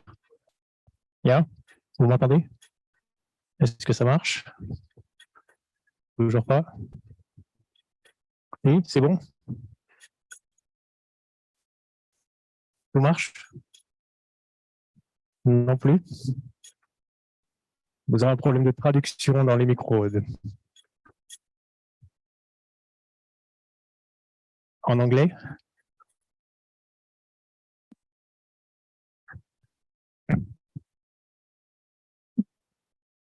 Est-ce que la traduction est bonne? Oui, non? Ça marche pas? Bon. Ah bon. Ok, bah, je vais répondre en français, puis on fera une petite traduction en anglais peut-être. Ok. Donc, oui, donc l'état de conservation de la population, elle fait partie du plan d'action national, et donc elle est évaluée chaque année à la fin de chaque hiver, puisqu'on fait un bilan rétrospectif avec tous les bilans hivernales et notamment le suivi des populations sédentaires et qui sont installées en zone de présence permanente. Donc, on regarde 3 indicateurs. Le premier, c'est les zones de présence permanente installées en meute ou non, c'est-à-dire des loups sédentarisés dans leur territoire. Et le deuxième, c'est la traduction de ces ZPP en effectifs de la population, qui font appel à des techniques dites de capture, marquage, recapture sur des crottes sur lesquelles on regarde la génétique et l'ADN pour typer les loups. Donc ça nous permet de mesurer l'état de la population en effectif. Donc un nombre qui est vu, corrigé par tout ce qu'on peut rater, avec les techniques qui vont avec. Et la troisième, c'est l'expansion géographique de l'espèce, puisque chaque donnée est géoréférencée, et donc on a une proportion de territoire supplémentaire qui est colonisée chaque année en cartographie. Et ça donne effectivement l'ensemble de l'état de conservation de l'espèce, qui donne 3 indicateurs, à la hausse quand les 3 sont positifs, stable ou à la baisse. Et l'essentiel étant que les taux de croissance, qu'ils soient démographiques ou géographiques, soient positifs pour établir que l'état de conservation, en tout cas à court terme, est positif, et il est réévalué chaque année pour regarder comment ça évolue.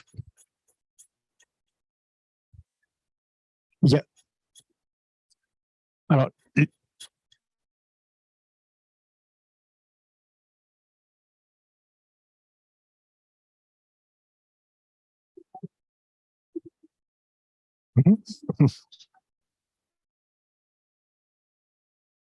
ouais. Juste pour conclure, peut-être, effectivement, il n'y a pas de seuil limite. L'essentiel étant que le taux de croissance soit positif. Après, si vous avez 1000 loups et que vous avez une tendance en projection qui est négative, l'état de conservation va être défavorable. Et après, effectivement, le seuil est un choix politique, mais pas du tout un choix de science et de démographie. Merci. Et Ricardo va nous choisir une question sur le chat, je crois. Oh, Nolven. J'avais une question sur l'analyse de vulnérabilité. Pouvoir expliquer qui pouvait en bénéficier et en quoi ça consistait. Oui.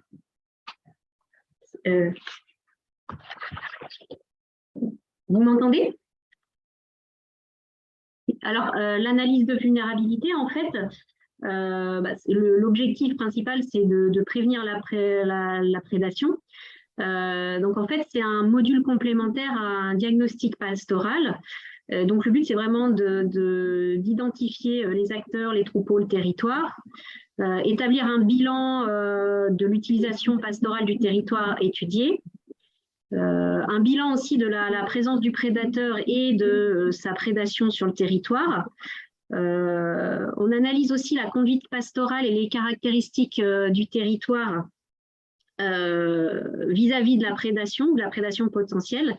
Et après, c'est évidemment analyser les moyens mis en œuvre pour prévenir les attaques et établir un plan d'action pour viser à diminuer les risques de prédation.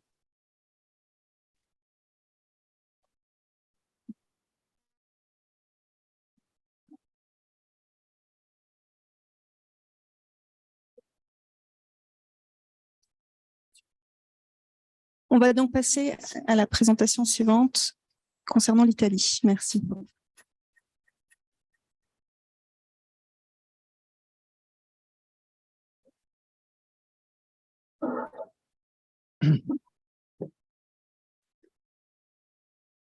Hello, everyone. Can you hear me? This is Piero Genovesi. Thank you so much for the invitation to join this very interesting meeting. And I'll try to give you an overview of the management of the wolf in Italy, and also on the results of the monitoring that we have recently completed. As you see, the authors are Paola Ragno, who works with me in ISPRA, that is the National Institute for Wildlife Management,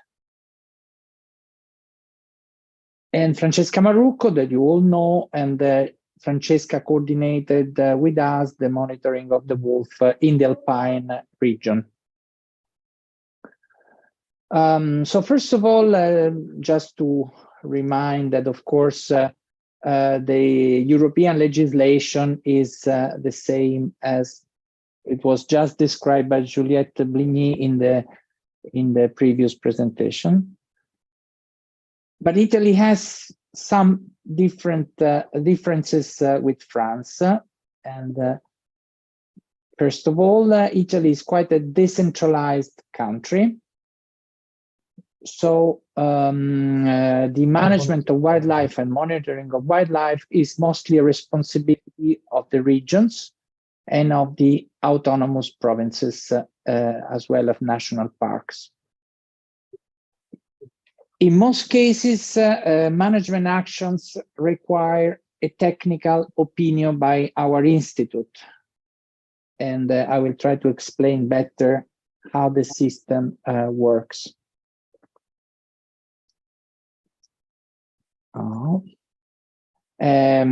So, of course, as in France, the Habitats Directive that is adopted in Italy through a national legislation specifies that the wolf is protected species and that any disturbance and killing are prohibited. But of course, as in France, derogations are possible. And the framework is similar to the French system. But the difference is that in our system, any derogation must be authorized by the Ministry of the Environment on the basis of a technical opinion from our institute. Recently, in the last few years, there has been a legislative change, and the autonomous provinces of Trento and Bolzano, as well as the region of Valle d'Aosta, have the possibility to directly authorize the capture or killing of wolves again based on a technical opinion from our institute. The highest court of Italy, the Constitutional Court, has considered these legislations. Can you hear me? So there has been a verification on the legitimacy of this legislation. And the highest court in Italy has considered the legislations, the three legislations, as acceptable as far as there is a national technical verification by ISPRA.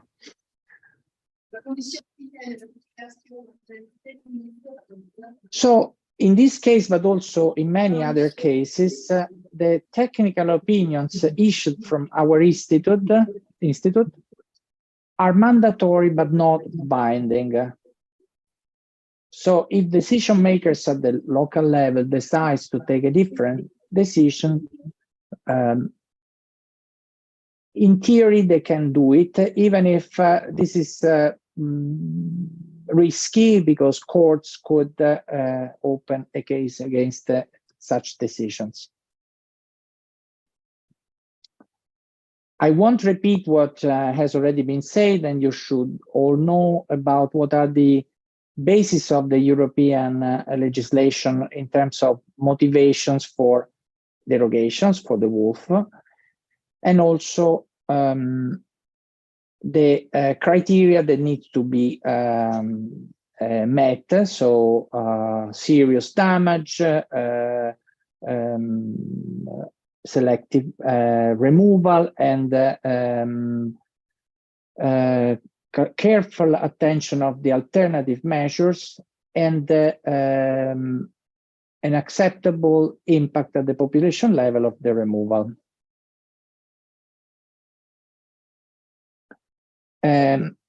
Oops, I think the presentation has disappeared. Let me see again. Okay. Do you see the presentation now? I hope it's back.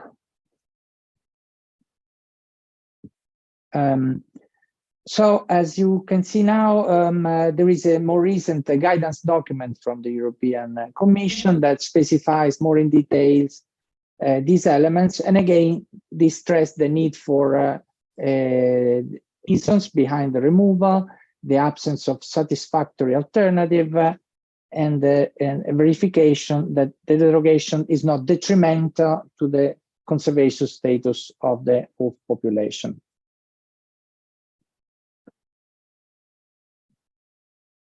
What is quite different probably from the French context in Italy is that there is a very strong attention of a large part of the public opinion and decision makers on the protection of wolves. So things are changing, and we have increasing complaints from regions and livestock breeders and other stakeholders. But so far, there has been a strong focus on the protection of wolves.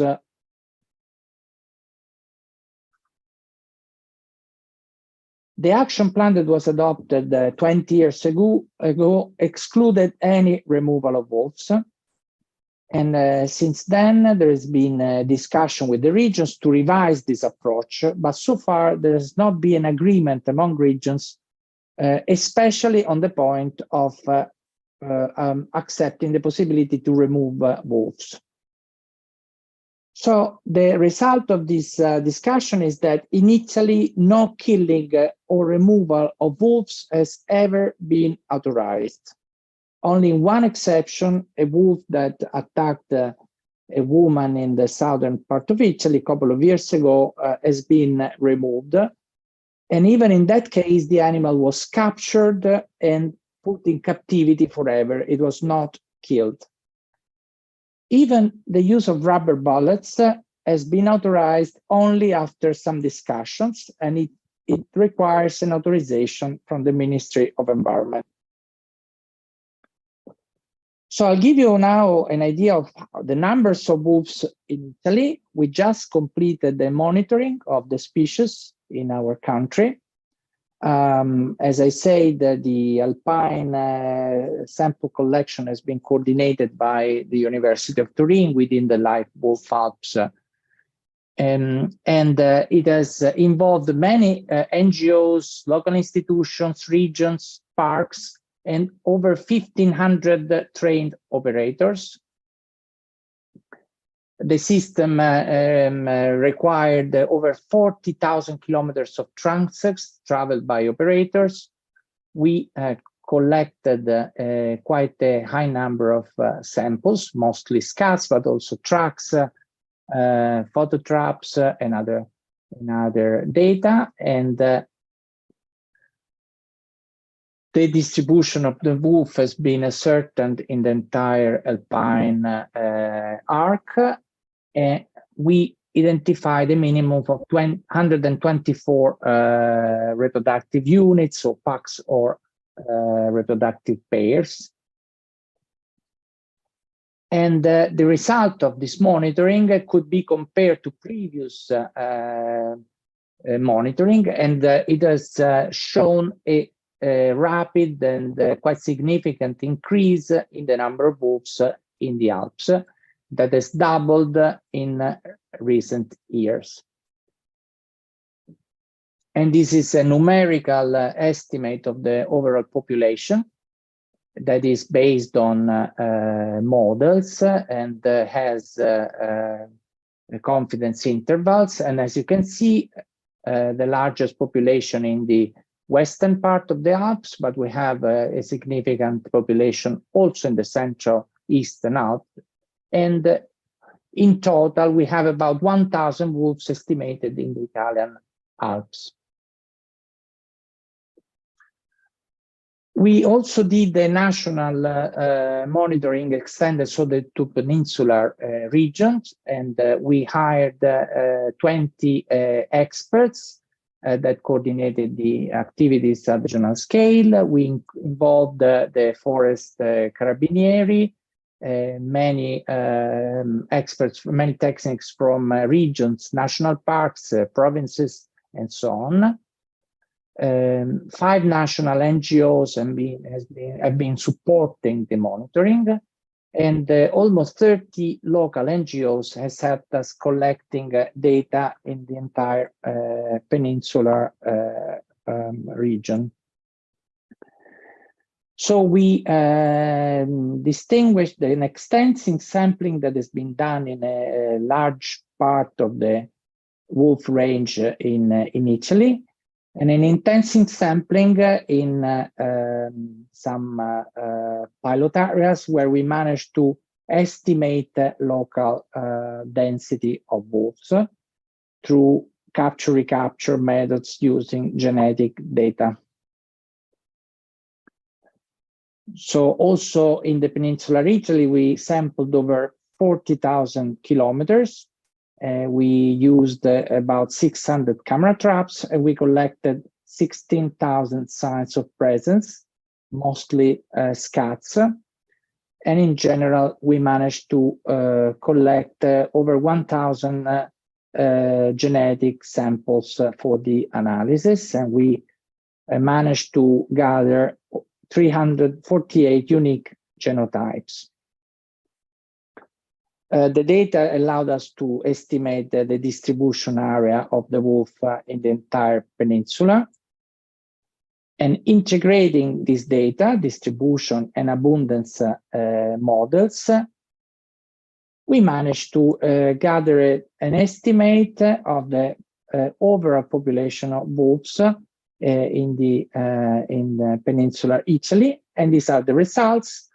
So we have about 2,390 wolves estimated in the peninsular Italy.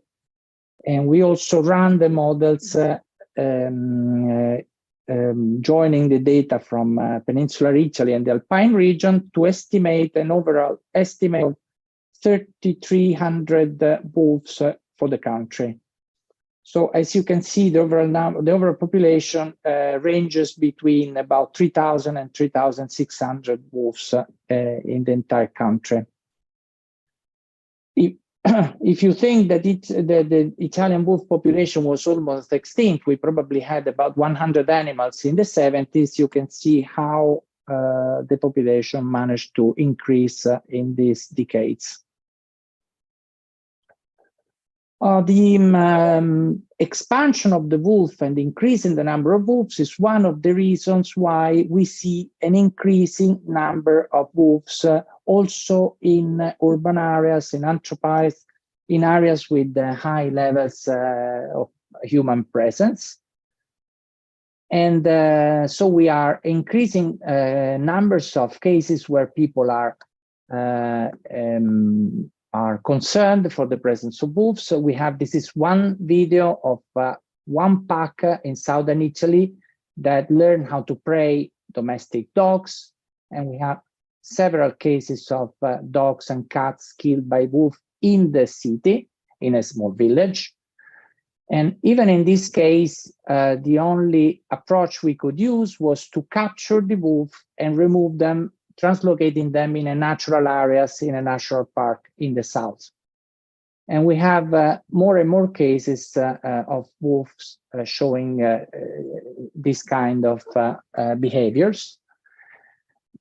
To manage these cases, we make reference to the Large Carnivores Initiative for Europe positions. So we distinguish the behavior of wolves, and we recommend the local authorities to try to use aversive techniques like rubber bullets, scaring the wolf with noises and lights. We suggest to radio monitor the wolf for improving the efficacy of prevention. And in some cases, as I said, we have given a positive opinion on the capture and remove and translocation of these individuals.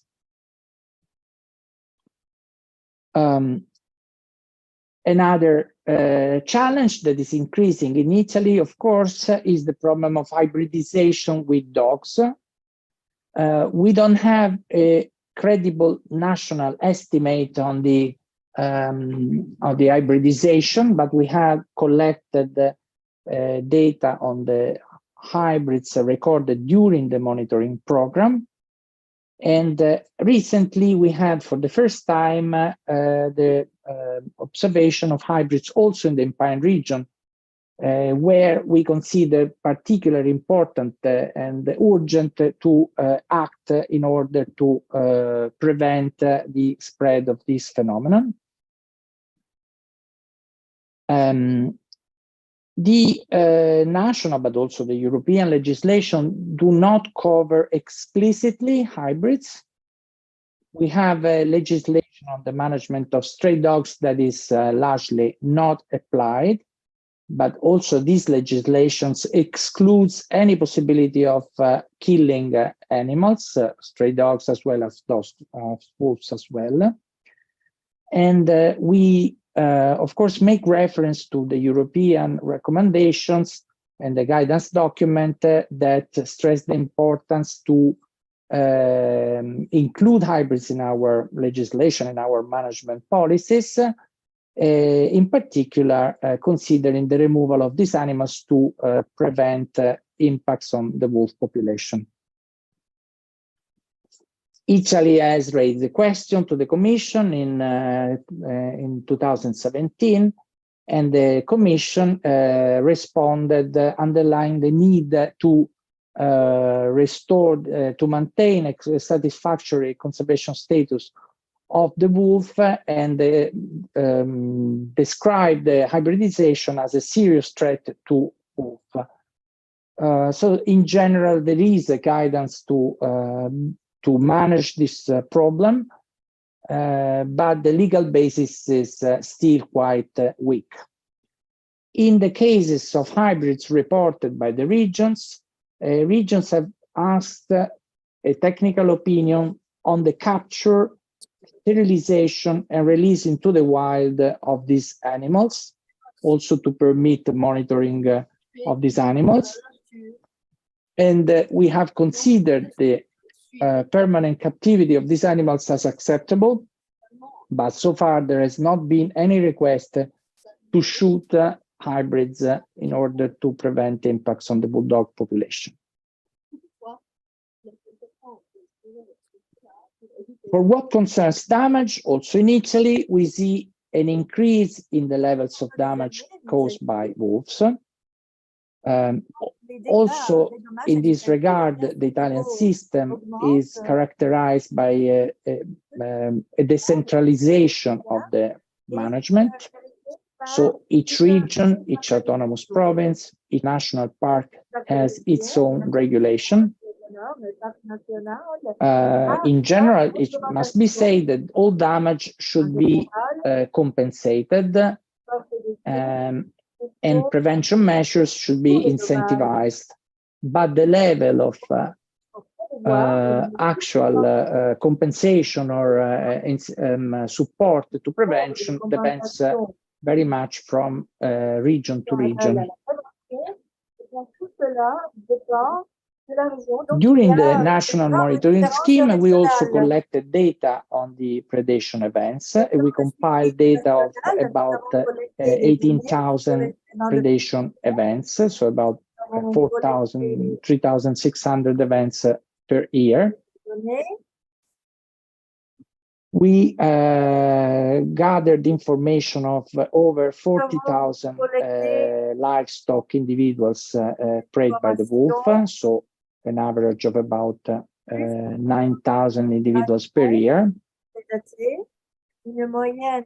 This is an underestimate because not all predations are compensated. So where these are not compensated, livestock breeders not necessarily inform the regions about the attacks they suffer. The total compensation that was paid during this period was of about 9 million euros, so an average of less than 2 million euros per year. One interesting outcome of this analysis is that the minority of farms lost a high proportion of the entire predation impact. So for what concerns cattle, 20% of the farms were affected by at least one damage and had over 60% of all the lost animals. So 20% of the high numbers of the overall predation loss. Similarly, for sheep and goats, a fraction of the breeders, so about 1/4, lost about 3/4 of the overall loss of animals. So in general, what we see is that few breeders, few farms have the majority of problems. And a minority of these breeders have frequent attack and chronically repeated from year to year with significant numerical losses. This is, of course, a basis calling for concentrating prevention and in the future removal efforts in the areas, so on the farms that suffer the highest losses, the highest number of losses.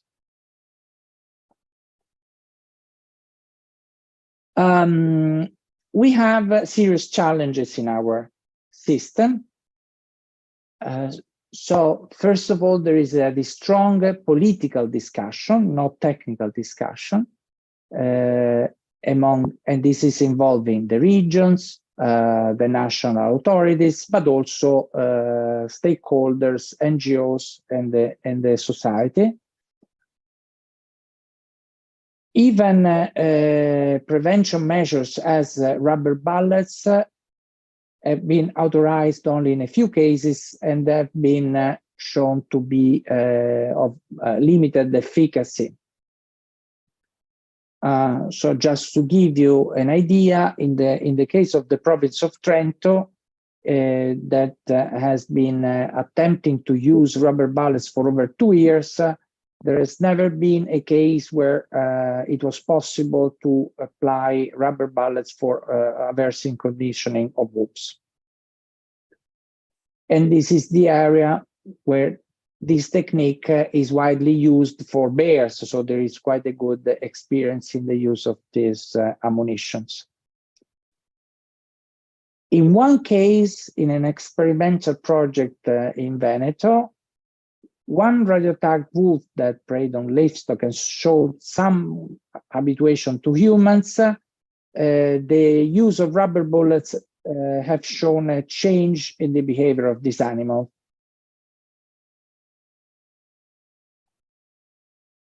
We are now analyzing data on prevention methods to try to identify a basis for decision makers on which prevention measures need to be applied before a derogation to the protection of wolf can be ensured by the competent authorities. We had, I mean, at the central level, there have been several strong requests from regional or provincial authorities to have the possibility to decide autonomously, so without an authorization from the Ministry of Environment on the removal of wolves. For what concerns ISPRA, that is a technical body, our position is that any decision that and any technical opinion that we can take can only be based on a case-by-case evaluation, taking into account the specific context, the history of the farm, of the local wolf packs. So, for what concerns our role, we don't believe that a general guideline can be considered a solid technical basis for deciding on the removal of wolves. So in general, our impression is that the main limits to the management of wolves in Italy are not bureaucratic, but more political. And so far, the national policy of Italy has only allowed very few derogations, and even in these cases, only in terms of capturing, removing the animals for translocating into other areas, and in one case or a few cases, including hybrids, put them in permanent captivity. It is clear that a review of the national policy is definitely urgent, and the regions that are the key authorities for enforcing the management options on the wolf have in several occasions required the central bodies, the ministers and the government to change the national policy. But the proposals that have been so far drafted to change the system have not been accepted by the regions that have very different views at the Italian level. And the legal interpretation is that to change the national policy, it is required a general consensus by all the regional authorities. A draft action plan changing the framework has been recently represented by the new government, and the discussion is starting now. For what concerns ISPRA, we have given particular importance to the communication and information of the public on the information that we have collected in the monitoring of the wolf. and we have provided data on the levels of presence of the wolf in the country, explained the techniques that we used, but of course, the management of the wolf is more a responsibility of the management authorities, and we are keen to support the policies that the competent authorities will decide to adopt in the future. And let me thank all the people that helped us in our efforts to give a precise picture of the wolf populations in Italy. Altogether, the monitoring has been made possible by the effort of over 3,000 people that have traveled over 85,000 kilometers to gather information that are at the basis of the numbers that I presented to you today. And I will close it here, and will be open to take any question.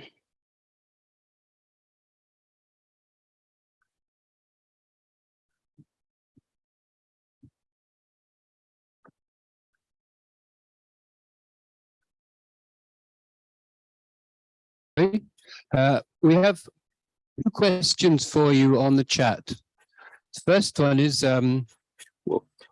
why is hybridization such an urgent issue in the Alps?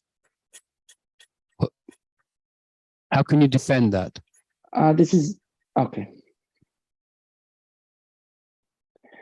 Well, in some areas of Italy, hybridization is quite widespread. So in some areas of Tuscany, the levels of hybridization are somewhere between 25–30% of individuals. So it is definitely quite late to prevent the impact of these threats on the wolf population. But the information we have so far for the Alps show that we are still in time to avoid a spread of this serious threat in this region. So this is why we consider particularly important and relevant to address this problem in the Alpine region. For example, in the case of a pack of wolves and hybrids that has been recorded in the eastern part of the Alps, we strongly recommended to sterilize all the individuals, including wolves, because it is more important to prevent the spread of this threat than to avoid the reproduction of a pack that very likely will produce other hybrids in the future. Okay. In fact, what you say for hybridization with wolves and dogs and the difficulty of getting into policy is a very common feature across biodiversity and across the world. For fish, for plants, for many, many contacts between wild and domesticated species, there's a very serious problem of getting this problem into policy. It's common. So thank you for this example again today. The second question concerns the bold wolves, and the question is the translocation of bold wolves an effective management action? Won't they just come back to their initial home range, like any good dog?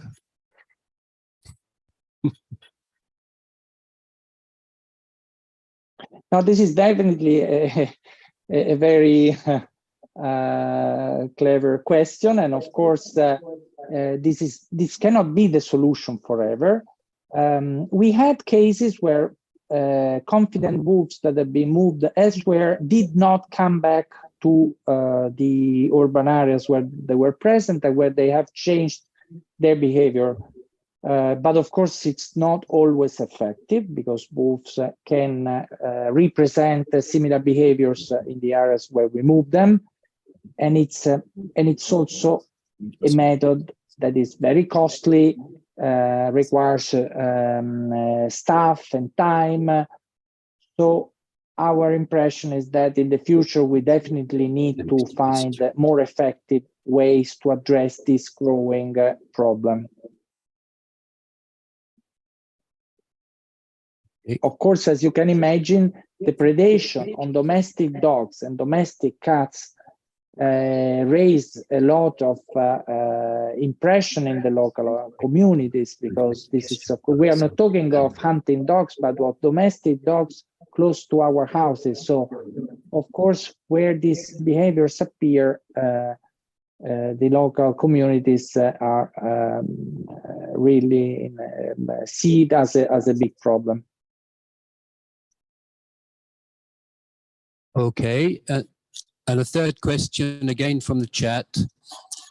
It seems from the presentation that the ISPRA is in favor of changing Italian national policy to allow for killings.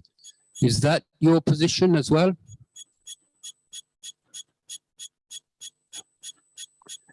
We believe that this is a political decision. So I'm sorry if I gave the impression or give my personal view. I represent ISPRA and I represent the technical community here. So my role is to stress the challenges that we are facing and the problems. But this is a decision that needs to be taken at the political level, I believe, involving the entire society, because, as I said, there are strong positions in Italy, very different positions, and I don't think it is the role of experts and technical bodies to try to find a synthesis of these different positions.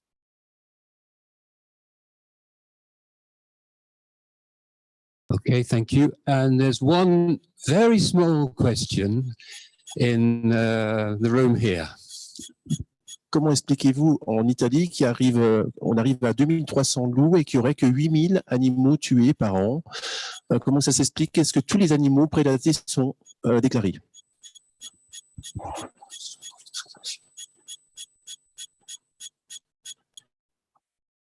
No, definitely not. It is an underestimate. Many predations have not been communicated by the breeders, especially in areas where the damage are not compensated. And in some areas there is a problem because the numbers that I gave have been confirmed by local authorities, including vets. But sometimes the local authorities require a cost for doing an on-the-spot verification. So it is definitely an underestimate, but the numbers that I gave are very likely almost all real wolf attacks. An underestimate, but definitely not an overestimate.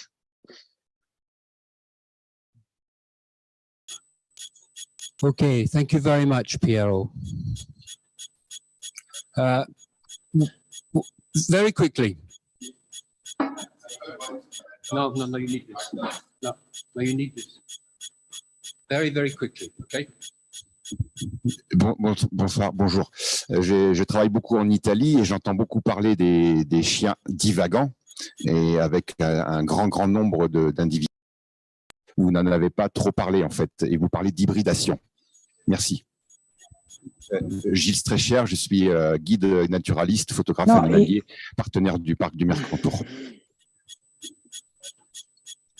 Now, indeed, the presence of free roaming dogs, these are not, in most cases, these are not stray dogs. These are own dogs that are free to range part of their time. Is a problem in some areas of Italy, and especially in the south, it can be a serious problem in some areas. However, we find hybridization and we find problems also in areas where the presence of free roaming dogs is very controlled, like in the Alps. So it is indeed a problem, but I believe that it is not only linked to free roaming dogs. The hybridization can also happen in areas where dogs are quite controlled, but wolves still have the possibility to interact with dogs.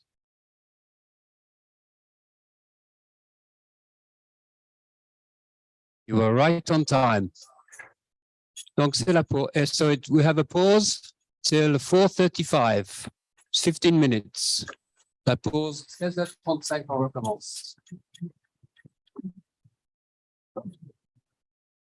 Sans aucun problème technique.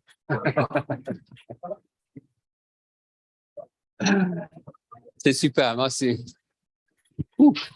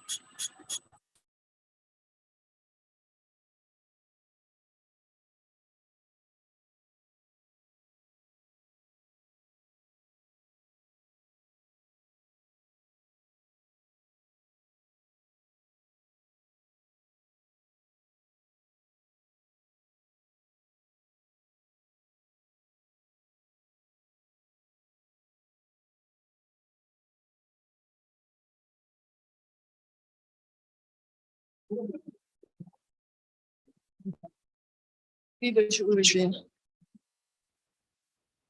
Dès que...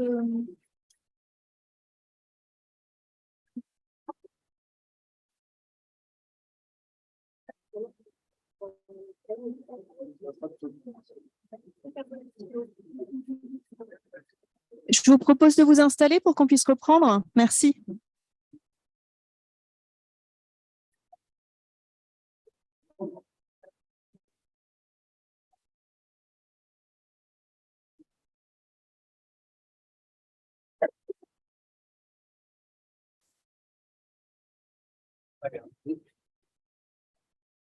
Eh bien, je vous propose de passer à la présentation concernant l'Autriche.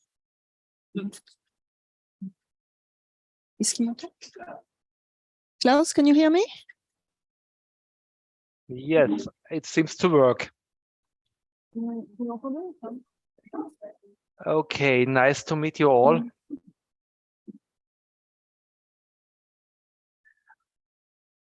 And I now would like to talk about Austria and the situation of Austria. I have just a little technical problem. Just a moment. So it will work now. Okay, let me share my screen with you.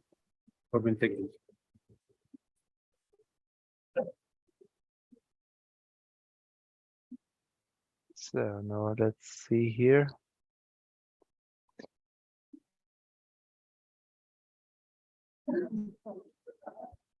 Okay. Wolf management in Austria. That's a special issue, an issue between acceptance and ignorance. And I heard already a few problems and a few issues and subjects, what happens in the other states, and it seems similar to Austria, and what we hear here is very similar to our situation. But I want to pick up one subject, the Austrian the Austrian Center Beer-Wolf links. And now let me talk a little bit about our time schedule. I will do my presentation quite fast so that we have a little bit more time later for if there are some questions. And to be more in our time schedule, I will make a short presentation of what happens in Austria, especially what the Austrian Center Beer-Wolf links means. Yeah, let's start. Once upon a time, but not in the West, once upon a time, in that case, in the Eastern Alps. In the year 1881, the last sighting of a wolf in the Eastern Alps in Austria happened, and in the year 1882, the last wolf was killed in Austria. But as we all know, the wolves are coming back, and they come back from the other states to Austria. They come from Slovenia, they come mainly from Italy, but also from Germany and from Czech. That means Austria is no longer a country without any wolves. It's a country where wolves come and were very good conditions for living for them. In the last 20 years, the migration of the wolves to Austria happens, and it happened already at the first main known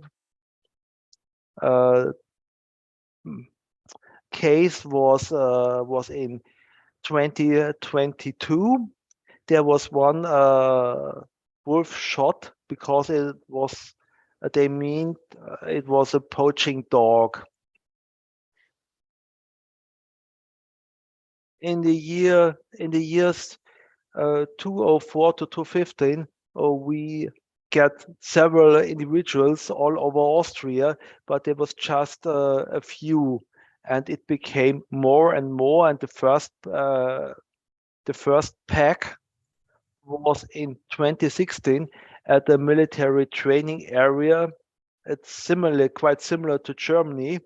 It's a very big military training area, and there were very good conditions for the wolves because there were not much hunting, and there were many deers and many wild pigs.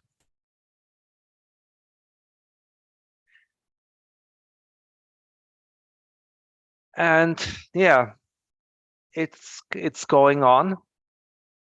And you see now here, you see a map of the year 2022. And if you look here, you see already many wolves which stay longer than 6 months or to 6 months. And we have at the moment, we have 4 packs. A few weeks ago, we had just 3, but now we know that we have in Austria 4 packs.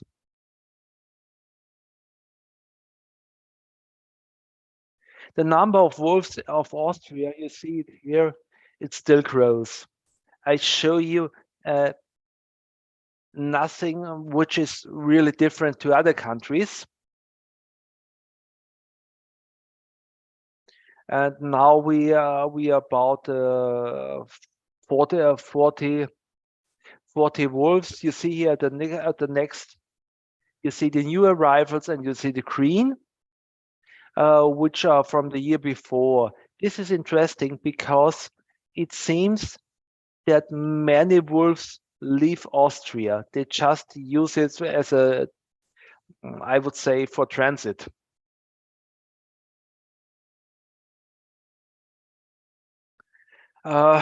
In Austria now, we have, I told you already, we have 2 confirmed packs in Lower Austria. We have 1 pack close to the Czech-Bavarian Austrian border. And now we have 2 packs newly confirmed in 2022 in the Alpine region, which are the first packs in the Alpine region in Austria. 2021, we had 36 wolves were genetically verified, and there's a bigger number which are not genetically verified. And now until the end of the October 2022, we have 42 individuals which are verified genetically, and the number of the genetic analysis grows. We are close to 1,000 general genetical analyses, which are made by the Veterinary University in Vienna. The estimation is about 50 to 60 wolves, which were at least in Austria in 2022. This also means more damages, means more pressure, and means more problems, especially if you tried in these areas where the people tried to ignore this subject.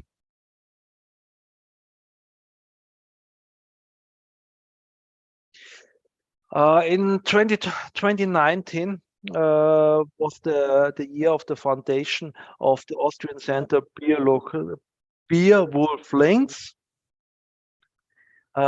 which is a cooperation between the federal state and the former ministries of agriculture and environment. Now it's I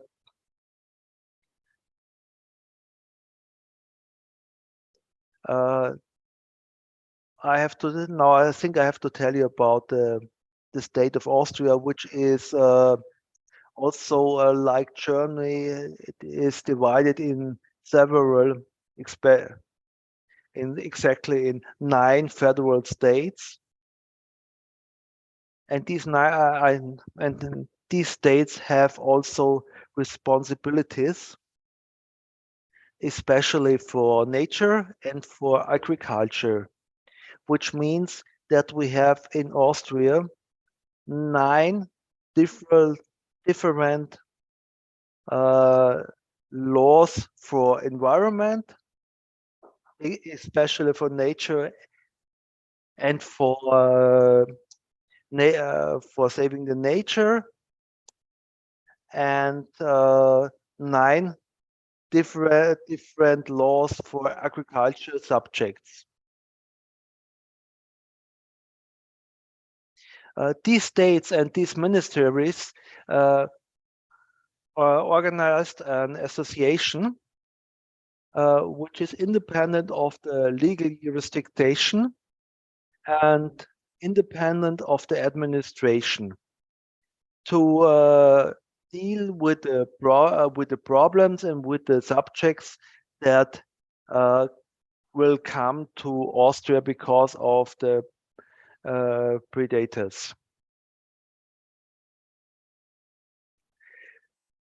Yeah. So we have in this center, we have 11 full members, the federal states, Ministry of Agriculture, and the Ministry of Climate Action, which means the Ministry of Environmental Subjects. And we have 12 associated members, interest groups like agriculture, forestry and hunting, research, the University of Life Science, Vienna, VetMed University, Vienna, and some NGOs like the WWF and the Naturschutzbund.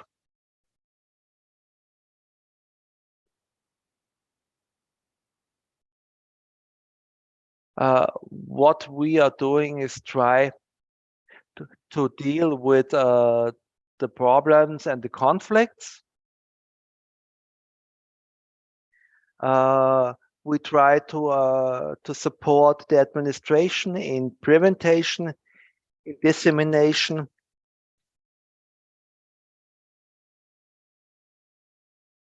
so we try to help in the subjects of training, education, awareness building, and also a big subject is the compensation, minimizing damages, conflict, and the conflict management. Compensation is also in the responsibility of the 9 federal states, and at the moment it's still not happened that the compensation for damages is in whole Austria the same. So it depends where you are. Maybe 50 kilometers away, you get more for a killed sheep than in the other federal state. So it's not all on the same level, which still is a big issue, and we tried to find compensation guidelines, which are now the same in whole Austria, but the federal states doesn't pay the same.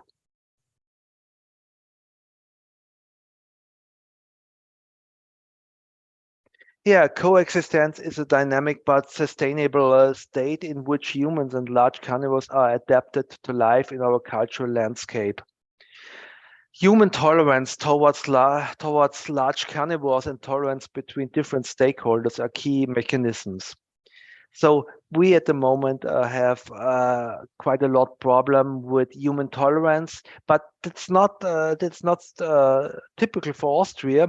When I hear the problems and the discussions in other countries, it seems to me always it's very similar, and it needs time, and it needs a lot of awareness building, of talking, and of take care of the rural population, so that you can find compromises. In Austria, still at the moment, some people think we don't need the wolf and we don't want the wolf, and so the wolf can't be here. They deny Bernese Convention, and they also deny the Habitat directives, but even that doesn't help. The wolf, especially the wolf and also the bear, comes to Austria, and some of them stay in Austria too.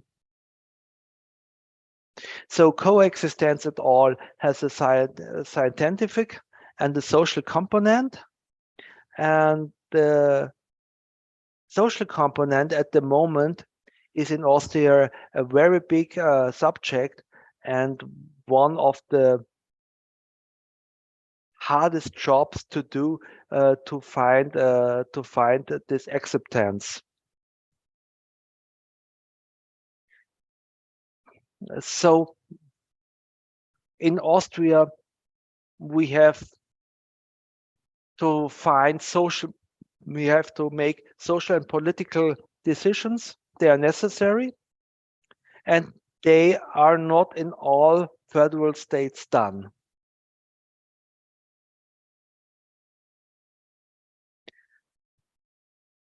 You can see this in some of the federal states. You have government aid for fences and for things like this. In other states, this is in 3 states. In 6 states, in 6 federal states, you have no government aid for fences or another help.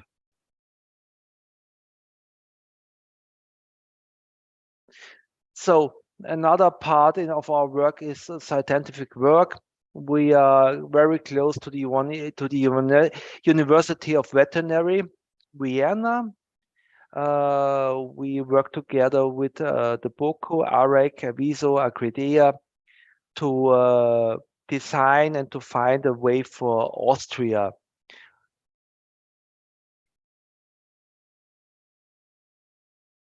One of the big subjects in the last 2 years were the wolf management, and to give a guideline for the federal states for the implementation of actions and the different to make laws and to help them and to find out how they can work. Basics for an up-to-date wolf management and the framework of international laws.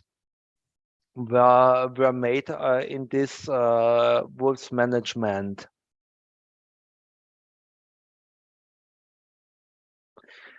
Another big subject are the prevention measures. Livestock protection includes all measures, and we try to give information to the people how to avoid damages, how to maybe like how to build fences, how to make a good flock management.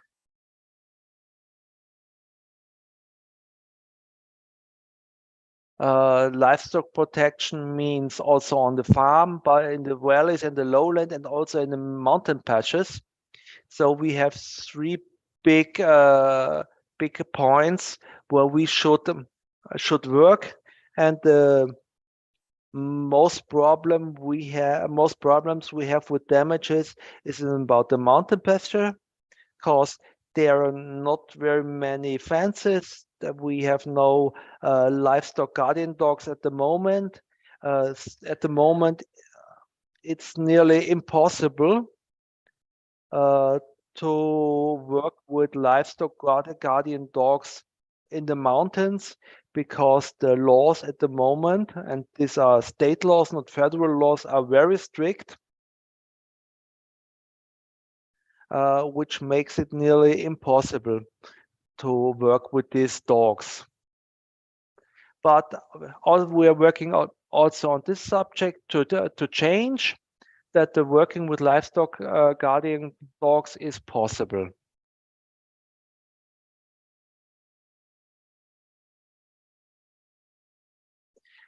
So we give information. We also give information to the people about technical standards, and we have some folders which are available in whole Austria to teach the people how to make fences and how to make the protection.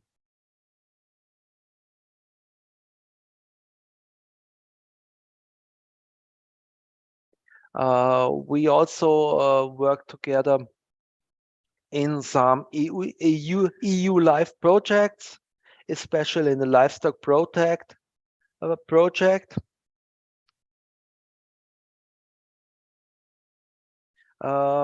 is especially like is it called livestock protection.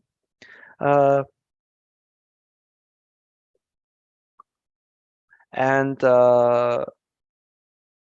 we try to use the experiences in different countries, like Germany, like Italy, to avoid mistakes. Another big subject was the teaching of the damage inspectors for whole Austria, that we have all they have all the same standards for genetical analysis, and we trained them, and so now we have in the whole country we have damage inspectors which are on the same technical standard. This is important for the compensation payments, and this is the basis of the monitoring at the moment. This is the biggest part of the monitoring, is the genetical part.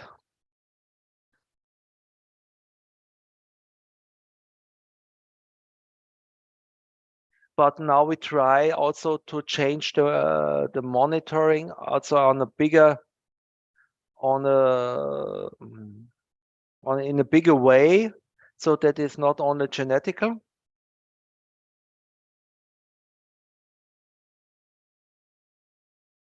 And now I also show you something I think that most of you know from your own home countries. damages are getting more and more wolves, more damages. Now, at the moment, we are already in 2022. There we have about 750 damages, mostly sheep and goats, but also some cattle.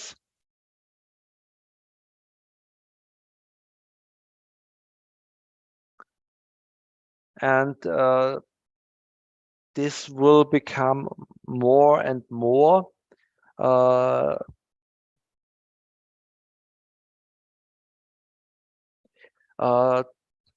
This problem will be more and more because of also of the economical structural problems with smallholder farms, about up to 15 or 20 sheep, part-time farmers, people people who have their other jobs, but their heart in their heart they are farmers.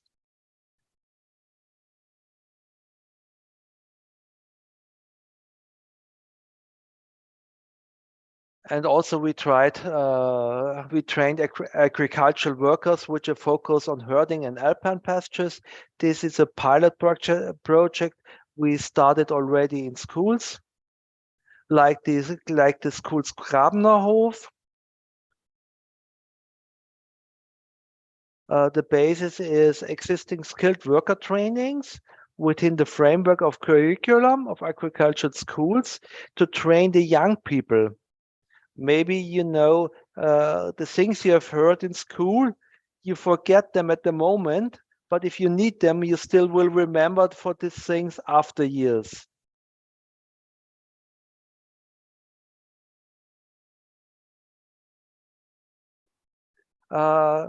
This was already very successful, and it's very interesting for the young people to give them the possibilities which are necessary for this work in the next years.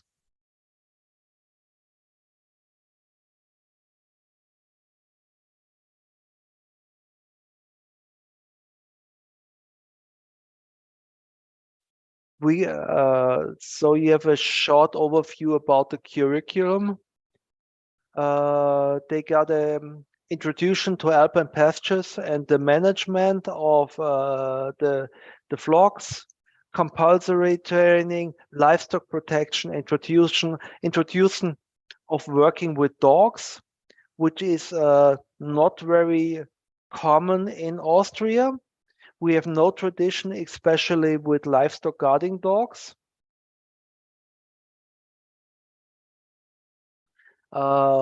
We teach them about administrative duties and cooperations with the tourism, visitor guidance, and also about the technical skills. Also very important for the shepherds is the veterinary medicine.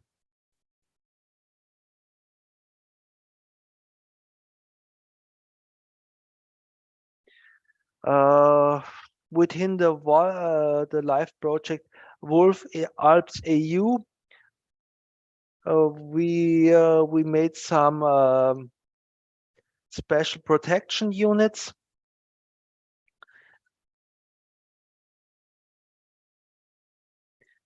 So they can help the farmers if there are any damages. If there are some problems with the wolf or with the bear, they come, they help, they build fence to give the farmers the help they need at this moment.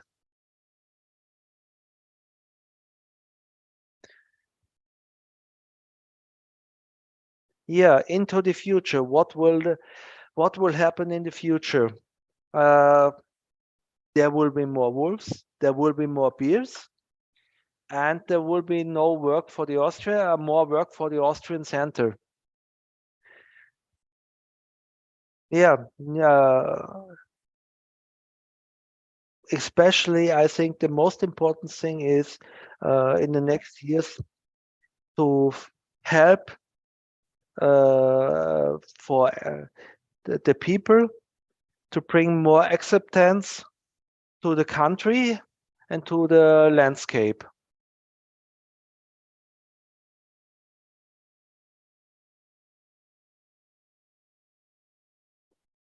So at the end, I would say thank you for your attention. I hope I was quite fast. And if there are any questions, now please. Thank you, Klaus.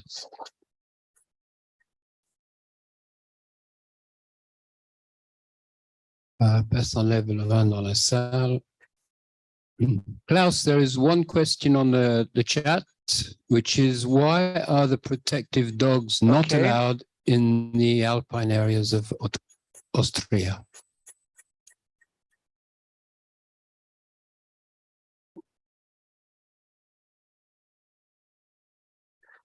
Okay.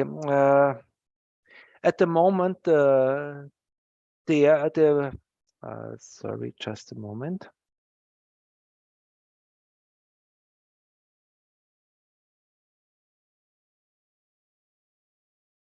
The law to protect animals, to protect the dogs, are very strong.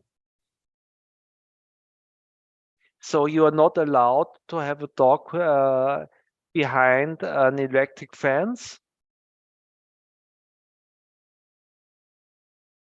And it is not allowed to have a dog in the mountains without a hut.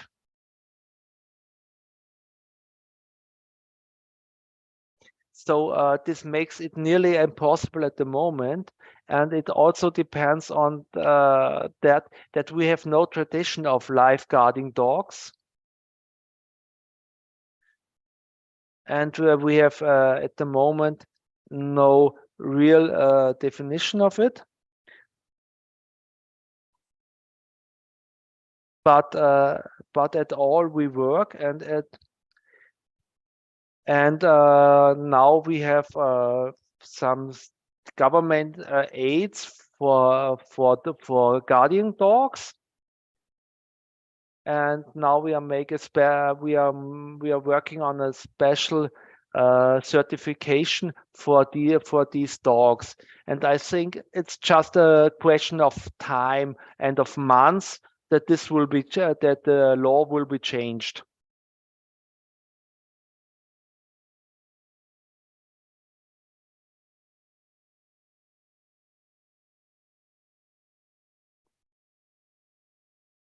Do you have some other questions?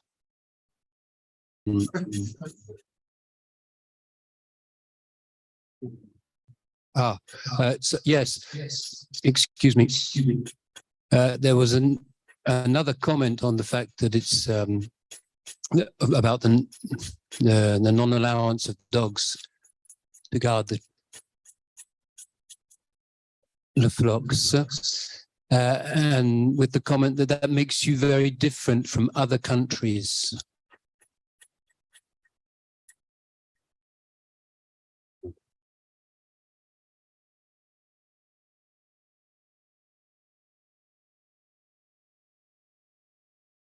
In the room. Ok. Il y a eu une délégation Ist hier eine Frage von qui sont venus en France Ist es eine et qui Frage ont oder eine une très grosse motivation avec les hommes politiques en Autriche pour être contre le retour du loup en Autriche. Comment vous l'expliquez alors qu'apparemment, à vous écouter, ça se passe bien, et quand on écoute les éleveurs autrichiens, il y a une opposition très farouche avec les hommes politiques et qui ont même fait des demandes à l'Europe pour changer le statut du loup. Comment vous l'expliquez cette différence?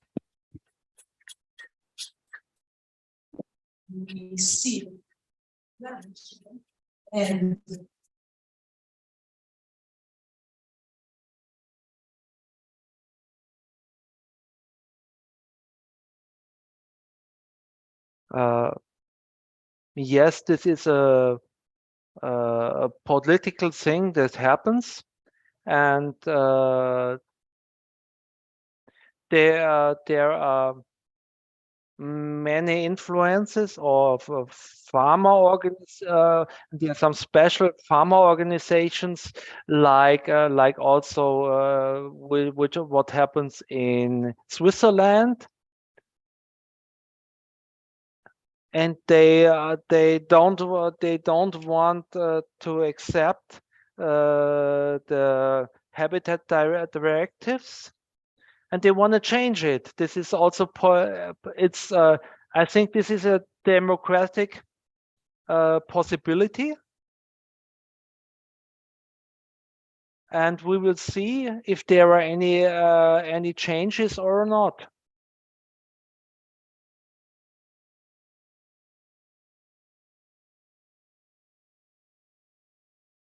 There's another question. Do you know if in Austria, if the presence of the wolf or the other predators has had an impact on native and natural herbivores?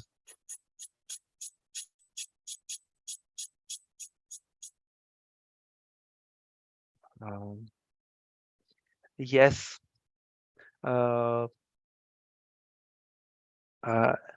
Each predator changes nature. That's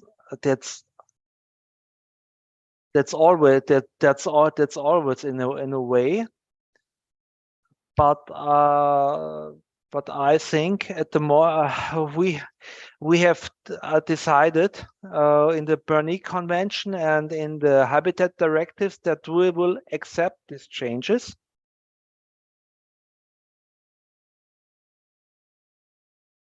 And so we have this laws at the moment, and we have to accept it, and we have to try to reduce conflicts as possible.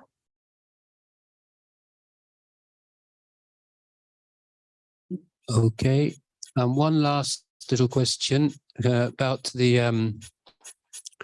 farmers. Do the small farmholds, where the farmers are perhaps not full-time, are they the ones most submitted to predation?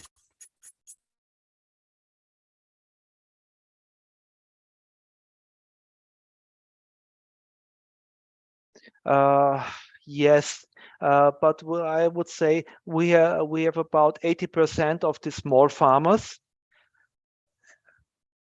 And we have also, at the long term, I think it will be necessary that we have to change some parts of these agriculture structures. We try to build up a kind, I would call it a small protection with fences, and on the other way, we would at the longer term, I think we should find cooperations of more farmers so that we have bigger flocks.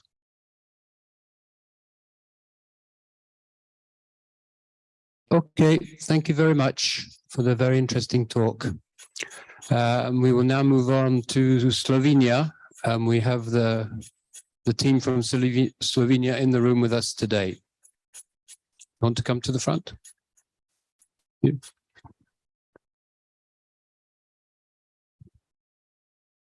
When the microphone here, if you want to sit down. No?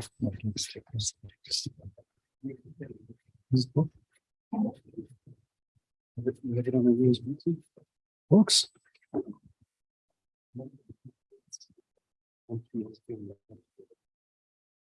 No,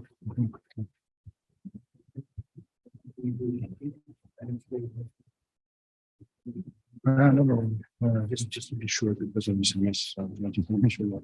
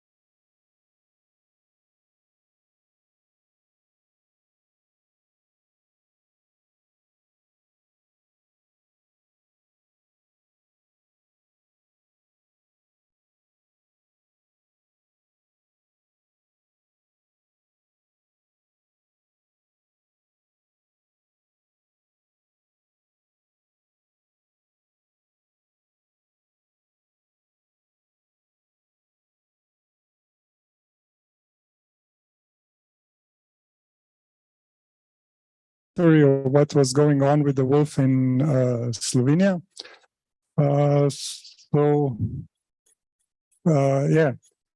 It was never exterminated from Slovenia. It's in Slovenia. I have to stand here for the camera. It was never exterminated from Slovenia. We have had in the 19th century very low number, intensive removal of wolves. But then the first local protection came from the hunters in 73. And then the national protection came from the hunters in 1990. And in 1993, it was protected from the state. Next. The wolf stayed in the lower part of Slovenia, and where it's connected to the Dinarics. So then they started to spread since 1990. Next. So this is the current map. Matej will later explain more in details, but the number in the southern part of Slovenia has drastically increased, and the wolves also moved to the Alps around 3 years ago. So now we have packs in the Alps and in the Dinaric Mountains. Next. And also about the numbers of wolves increases. In 2010, we had the first genetic count. We had about 40 individuals, and today we have about 120. So also the trend is spatially expanding, and the number is growing. Next. So we have this is all the work which we are doing, and we have strong connection between the project work and the regular work. So it's really interconnected, and we will explain a little bit how we start things through the projects. It's mostly live projects, and how this work is then implemented into the regular work. So next. If you see all this, what is in the red square, this was started by the project work and then implemented into regular management. Next. First about the strategic documents, it's strongly influenced by Habitat Directive and Berne Convention, as was already explained. And next, we have now the strategy, firstly done in 2009. And we had an action plan valid from 2013 to 2017. And this action plan was done with a EU project, Slow Wolf. And now we are revising this project in the frame of Wolf Alps EU projects. Next. These are the institutions which are involved in creation of the strategic documents. So we try to be inclusive. We invite everybody who wants to participate, and we have a more narrow group which is creating the document, and then we are presenting it more publicly. Next. So now one really important issue which was discussed already today about damage prevention. Next. So if you look at the graph, these are the damages till 2010. You can see that the graph is strongly increasing. The damages since 1995 are evaluated by Slovenia Forest Service personnel. And the minimum what you have to do to get the compensation is to have at least electric prevention. It's not described exactly how, but at least electricity. But of course, we know that this is not enough for the prevention, but this is the rule of what you have to do to get the compensation. Next.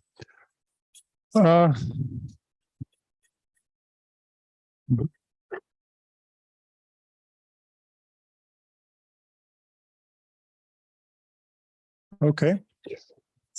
So in 1990, 2010, we were in a quite difficult situation because then state was giving the money for buying the electric nets.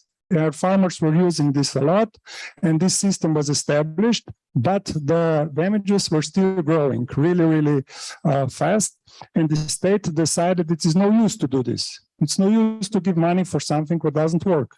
And the state stopped giving prevention, and there was a kind of common belief that nothing can be done to stop the damages. And in the Slow Wolf project, we started with intensive collaboration with the farmers.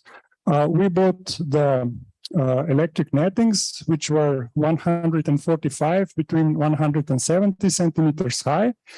And we gave them to some farmers and really observed what is going on with them, how they are maintained and what they do. And we soon found out that there are many mistakes. Already the farmers which really wanted to work with us were doing many mistakes, and there was low or none electricity, and this caused that the damages happened.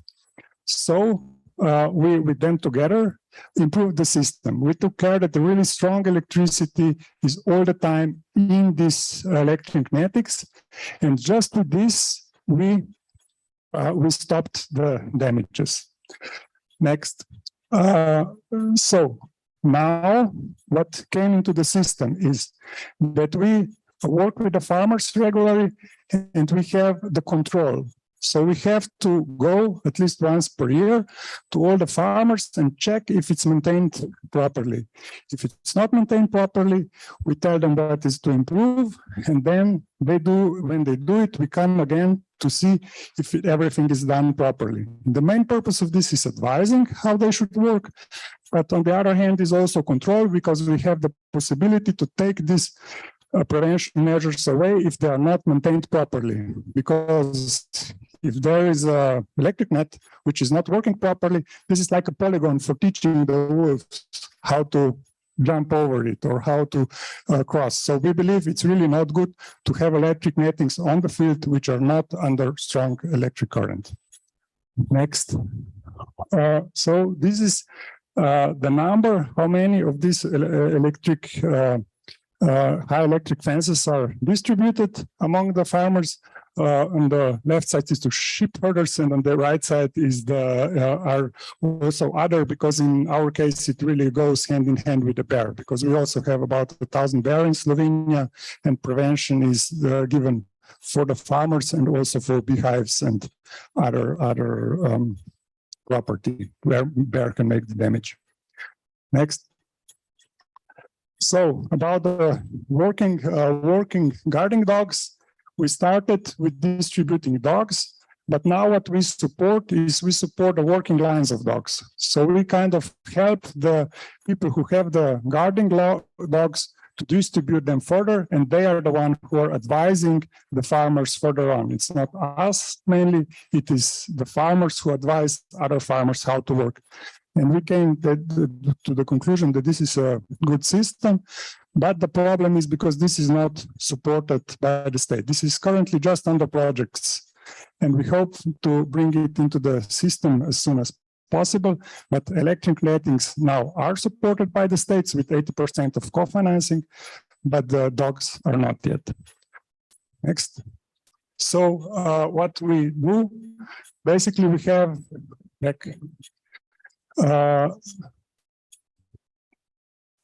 basically, we have two ways of helping the farmers. One is with national funding, which is by the Ministry of Environment. This is for nettings, to buying the equipment.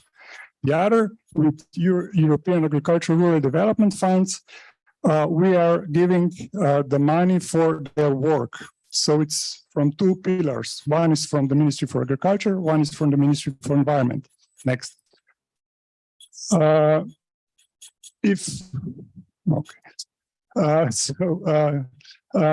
way is for the Ministry for Environment, and this goes through Slovenia Forest Service. So we distribute fences from the projects or from the national co-funding. And the other is for the work. This is through the Chamber for Agriculture, and they are helping. These are agricultural subsidies. So we believe that it's not a really good way that through these funds, the electric nettings are distributed, because it's really difficult to control how they use. In this way, we have contract where both parties agree that we can also control them. Here we know it's about 5% of controls, and at the end, the efficiency is really under question. Next.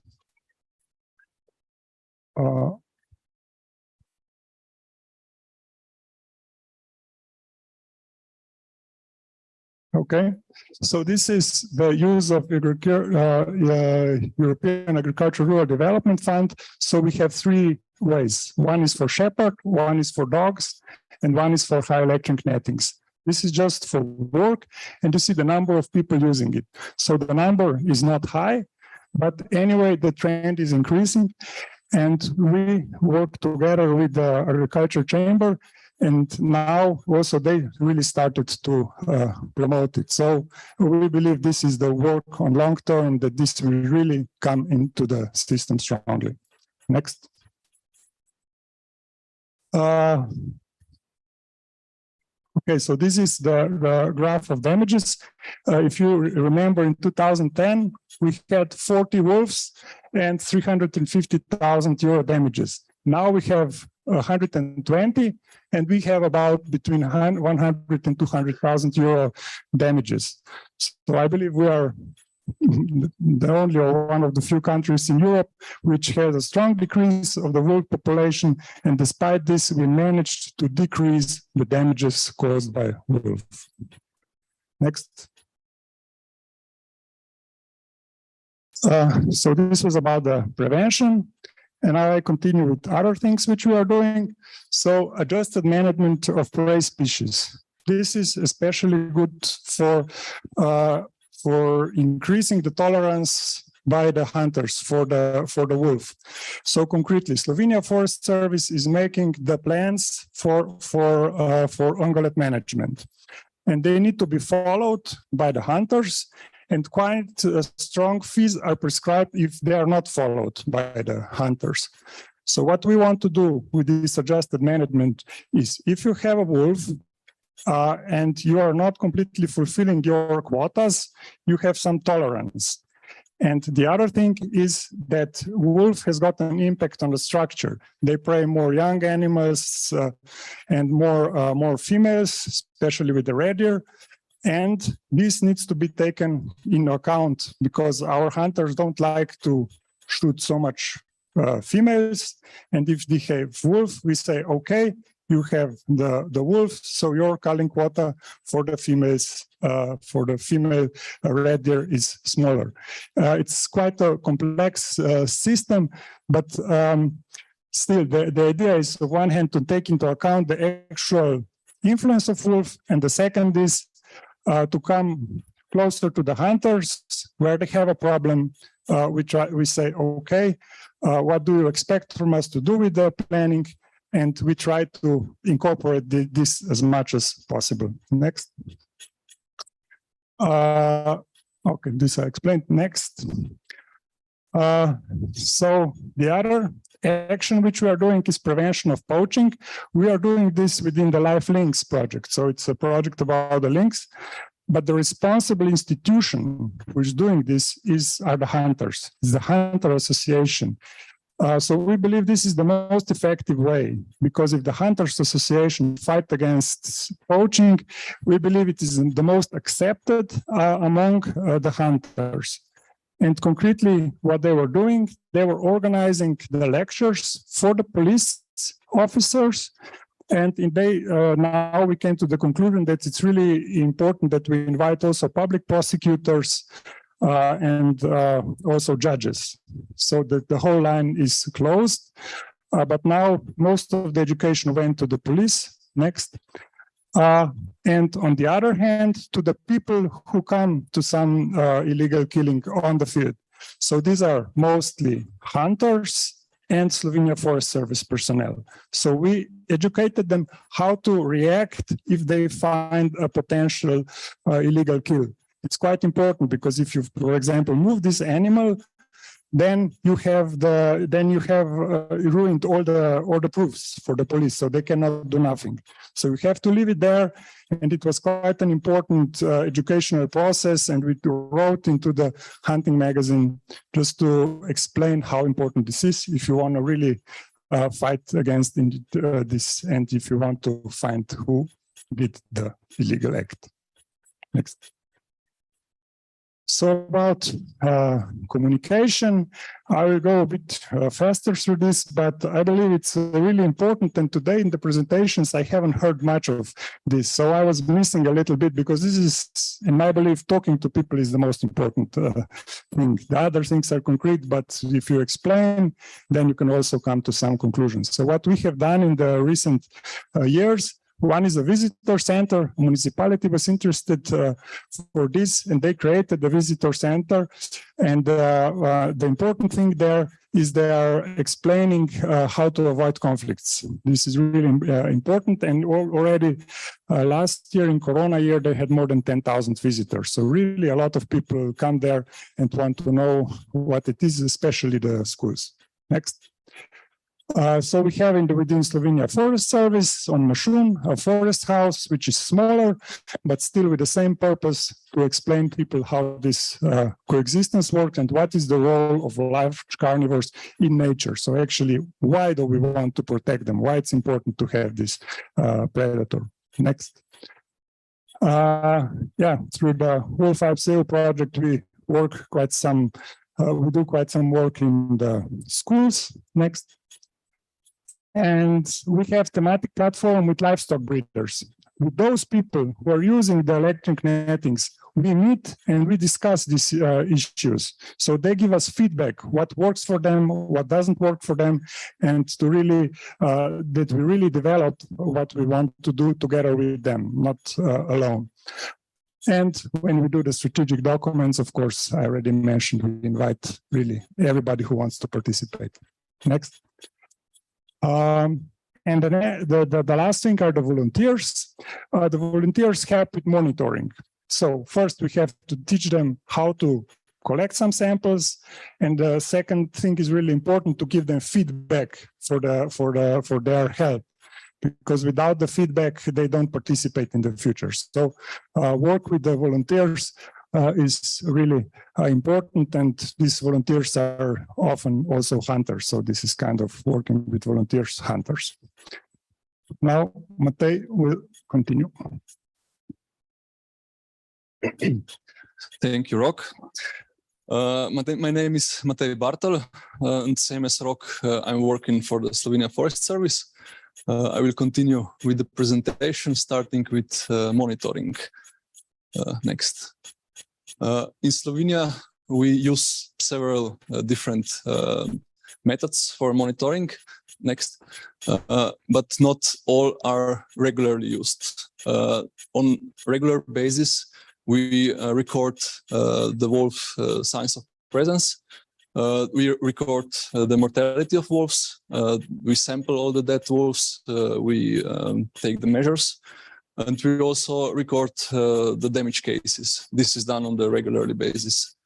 At least every second year, we try to get the population number estimate by the genetic methods. And sporadically, there are some other methods we use if there are funds available. Next. This is the example of the survey for the managers of the hunting grounds. We do twice per year. And in this way, we get the useful informations also for the genetic sampling in the years when we conduct the genetic monitoring. Next.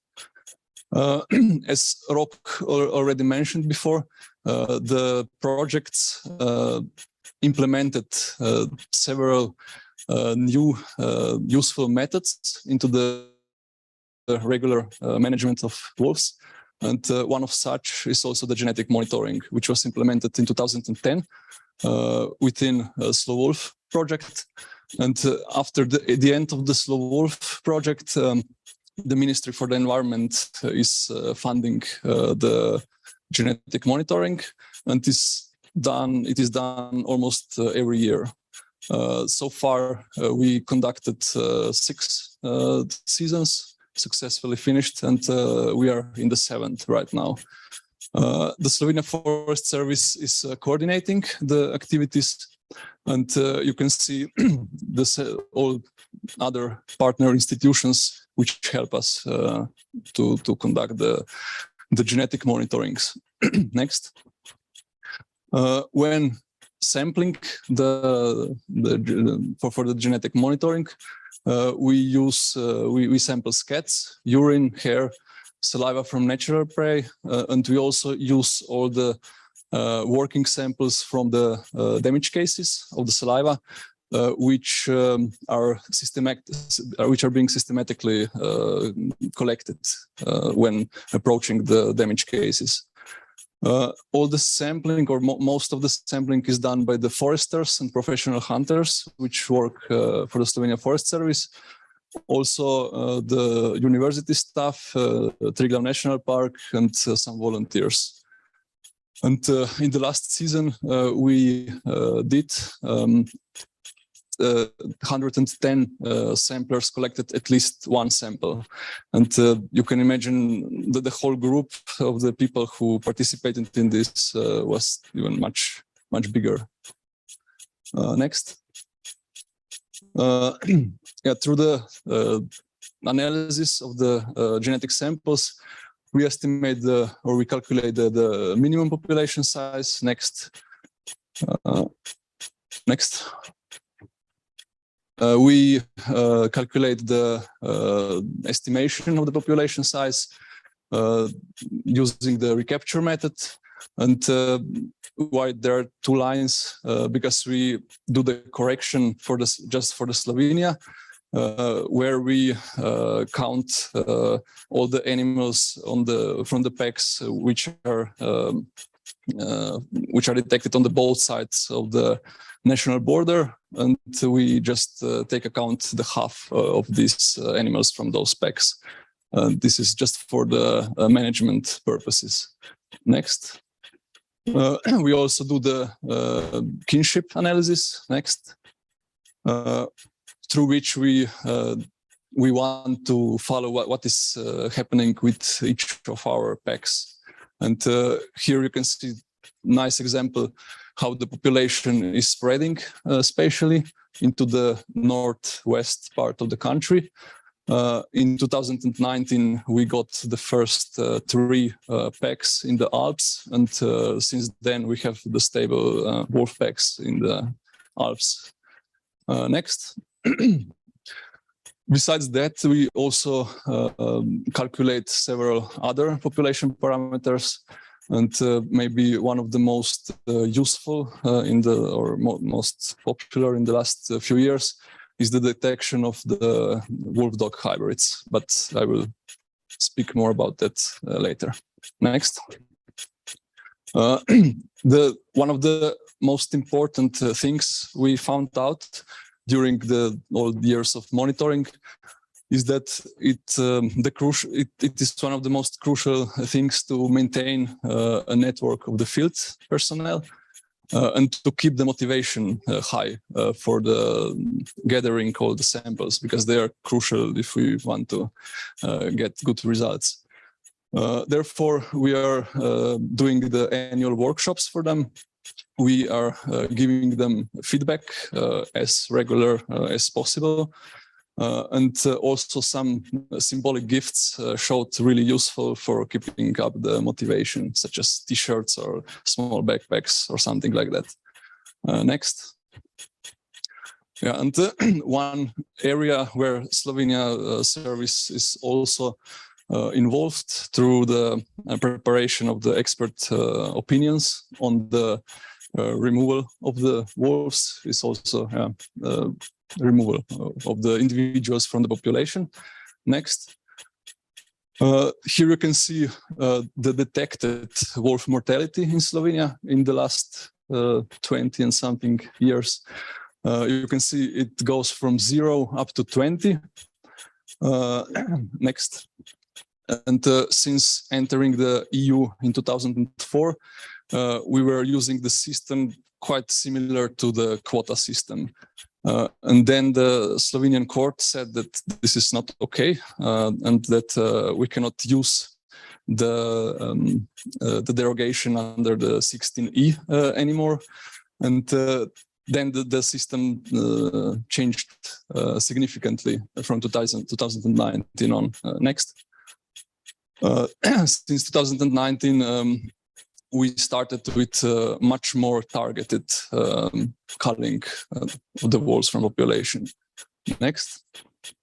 The significant improvement were the national guidelines, which were issued by the ministry in 2020, which defines what terms should be met when for the individuals to be culled. Next.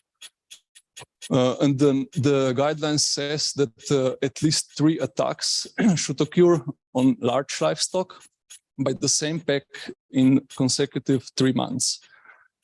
And another thing is that the wolf has to be shot on the agricultural land. Next. And if we look what the guidelines says about the small livestock, such as goats or sheep, here the guidelines are even more strict, and they demand 9 attacks of the same pack in 3 consecutive months. And additionally, these herds have to be protected with electrical nettings or livestock guarding dogs.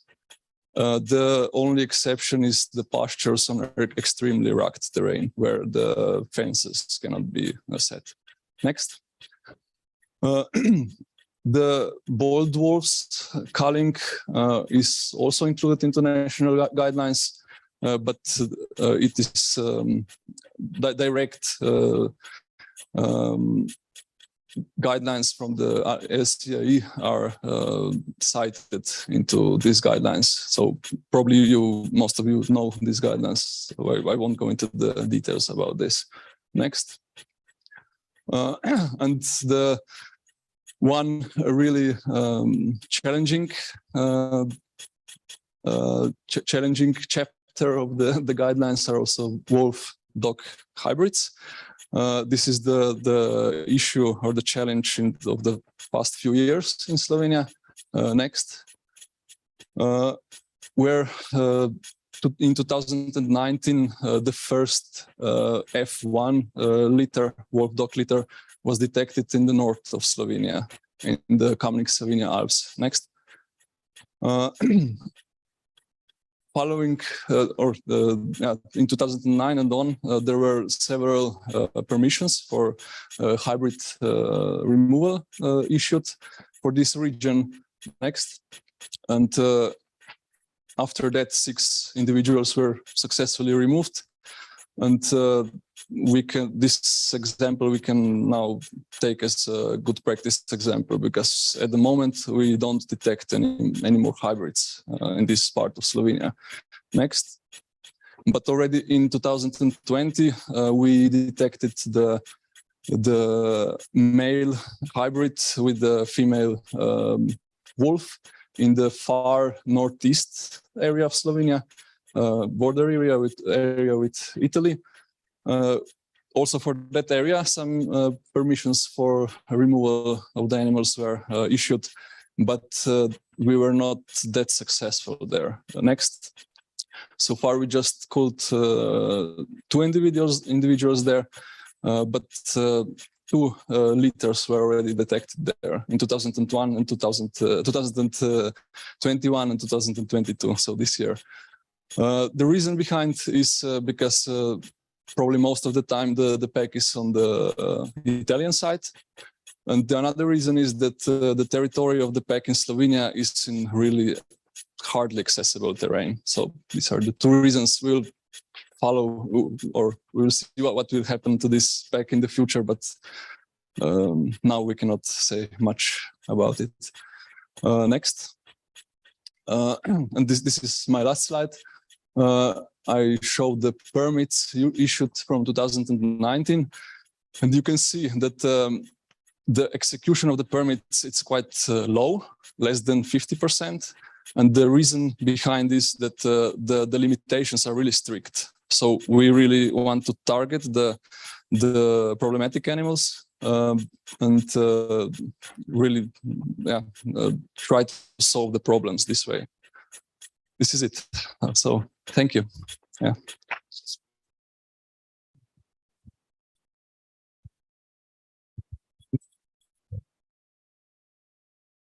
Thank you very much. Right on time again. Good. So we have time for questions. Okay. This one. So the first question is on is a health question. Is the Slovenian wolf monitoring tested for Toxoplasmos gondii?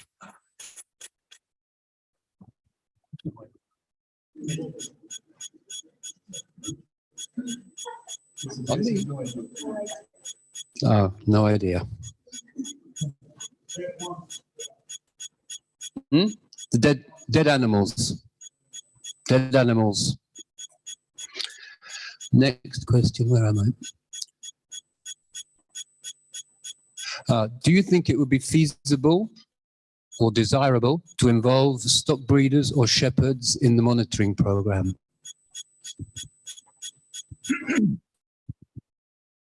Yeah, we accept the interested public, but we are aware of that they have to have knowledge for the sampling. If we look at the genetic sampling, if they pass some lectures or workshops we do, then it is possible. But they can of course help with other data they can gather with photos or with data on observations and so on. The third question is, what time of the year, what season does wolf removal occur in Slovenia?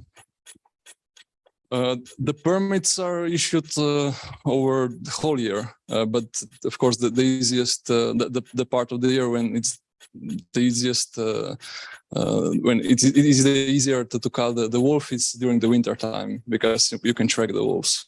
It's also to detect them much easier. But yeah, they are done throughout the whole year. Yeah. Okay, and then we have one from here. Bonjour, Eric Hansen, je suis le directeur de l'Office français de la biodiversité pour le sud-est de la France. À vous entendre, les interventions qui sont faites sur les hybrides semblent assez simples puisque vous autorisez donc cette destruction-là. Ce qui nous étonne, c'est que nous avons constaté, nous, des loups qui phénotypement semblaient être hybrides et en fait n'en étaient pas vraiment, mais aussi le contraire. Donc des loups qui avaient un phénotype qui était un loup parfait et qui était hybride. Donc voilà, la difficulté que l'on trouve pour pouvoir éliminer les individus hybrides semble compliquée uniquement sur la base de l'observation visuelle. Do you understand anything? I think the problem, a problem we found is that it's very difficult to observe the differences between the hybrids and the non-hybrids.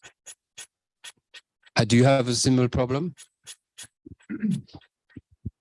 Of course, we try to get the genetic samples of all of these individuals, but if we detect the completely black animal, which is occurring in the last few years, we can almost for certain say that it's a hybrid, because in the dynamic wolf population there are no black pure wolves.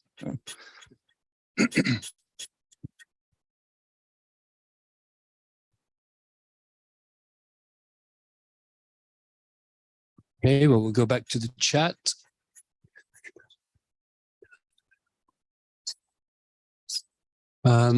So a more general question, have you tried to evaluate what the main factors are which contribute to the reduced numbers of damages to livestock over the years? The second part of the question, which I haven't got in mind.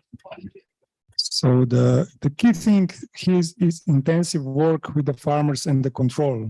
This is the key thing which contributes to lower damages. The key things are the control of proper use.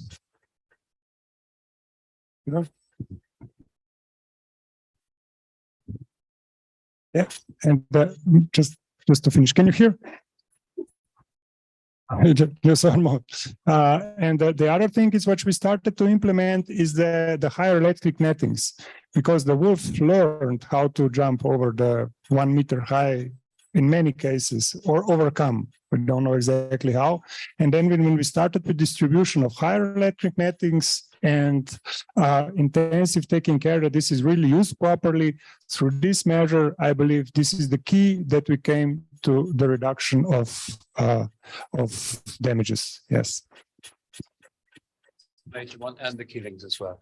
So the killings do contribute. Okay. C'est le même.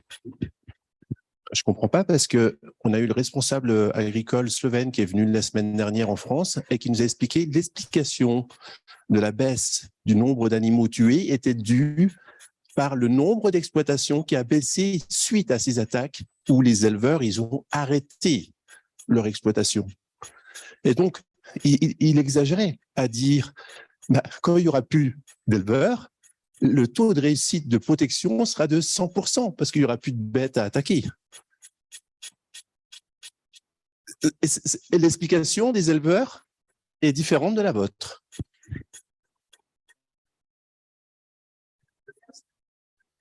En fait, la j'ai peur diminuer, il y a moins d'attaques. Est-ce qu'il vous a donné des chiffres? Vous a donné de baisse. Mais je vous ai des chiffres. Et des enregistrements du service responsable agricole qui explique la baisse du nombre d'exploitations agricoles, 20% des exploitations. C'est le chiffre que j'aimerais voir.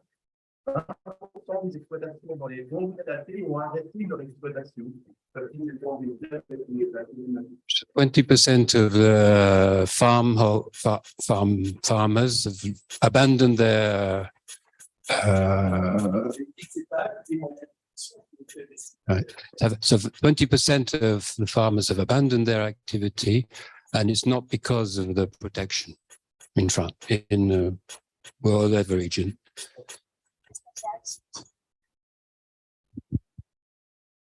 So we know that with these people who are using now the protections, they still hurt. Most of them still do that. They just use different types of the protection. If we just look at those who got the prevention measures. So yes, it's true. In Slovenia, about 20% decreased the number of sheep, but the number of damages decreased for like a half, and the population tripled. So the reduction of sheep cannot be the reason for this good reduction. And once again, we are following those who had damages before, got the prevention, and don't have the damage anymore, or have much less damage, to be completely correct.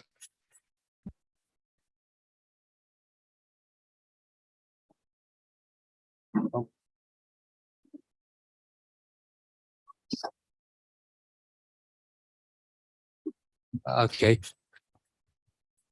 So are the fences that you show to protect the sheep flocks from the wolves, are they also effective against the bears? Yes. Bears can climb. Okay. Fridolin Zimmermann from Cora, Switzerland. You mentioned that regarding the regulation of wolves in Slovenia, who is then doing the shooting the wolf? Are the hunters involved, or?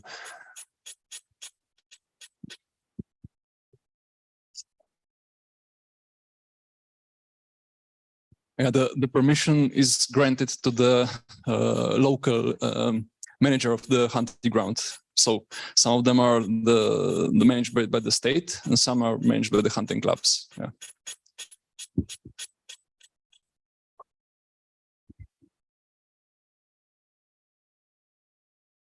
Thank you. And regarding you mentioned also that that hunters are also involved in the planning of the deer hunts. Can it happen that the hunters can shoot less deer, fewer deers, because wolves are present in a given area, or?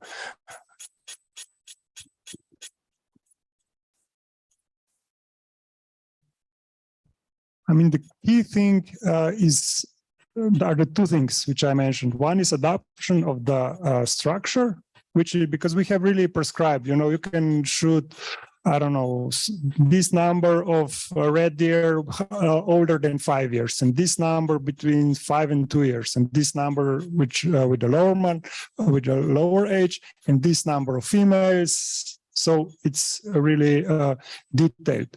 So this can be then a problem for the hunters because we plan the whole quota. Also, if they have road collisions or dead animals, this goes into the quota.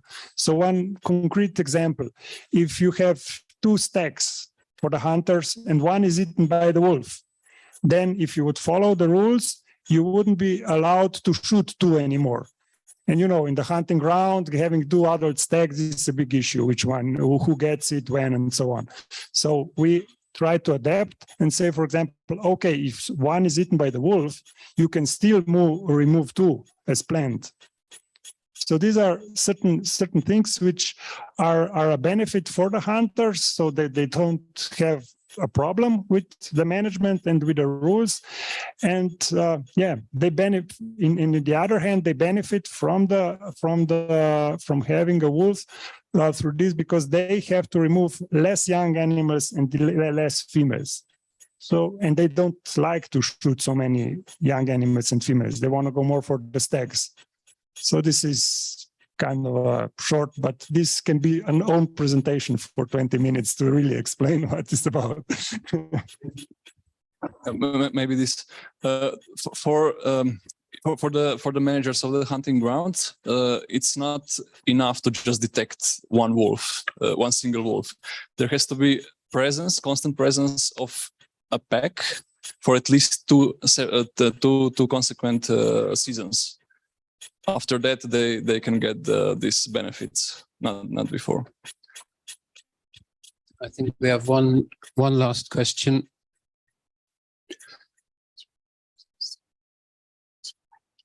How do you estimate the number of wolves that have been removed or shot? To be removed. How do you estimate the number of wolves to be shot or removed? Yes. We don't calculate the number as here in France. We just in the last years we were never close to this 29% of the population. We were really always much below. On va prendre une toute dernière question parce que ça va faire la transition pour demain matin. Is there a public outrage in Slovenia when wolves are shot, or is it accepted? Outrage. Yeah. Are people angry about it, or do they accept? Yes, about shooting the wolves.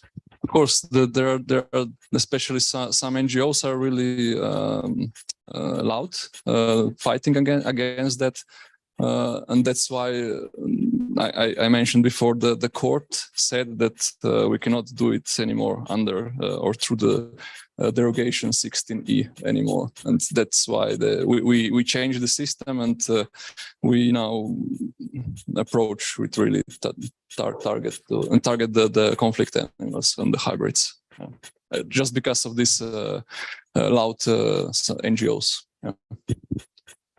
Thank you very much. We will stop there because that makes a nice transition for tomorrow morning, because at 9 o'clock we will start on perceptions and attitudes to wolves. Laure. Donc, on se donne effectivement rendez-vous, on vous donne rendez-vous demain à 9h précise pour la suite. Les 4 présentations suivantes qui porteront effectivement sur la perception du loup. Et on verra ensuite la situation en Slovaquie, en Allemagne et en Espagne. Et on vous dit donc à demain. Bis morgen. Hasta mañana. A domani. Oh, no, these ones are difficult. 2 jutri. Slovenia. Do zatra, Slovakia, and if none of that is understandable, see you tomorrow.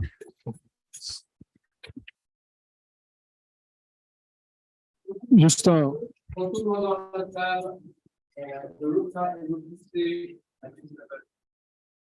Mais la bonne nouvelle va arriver. et juste un dernier message.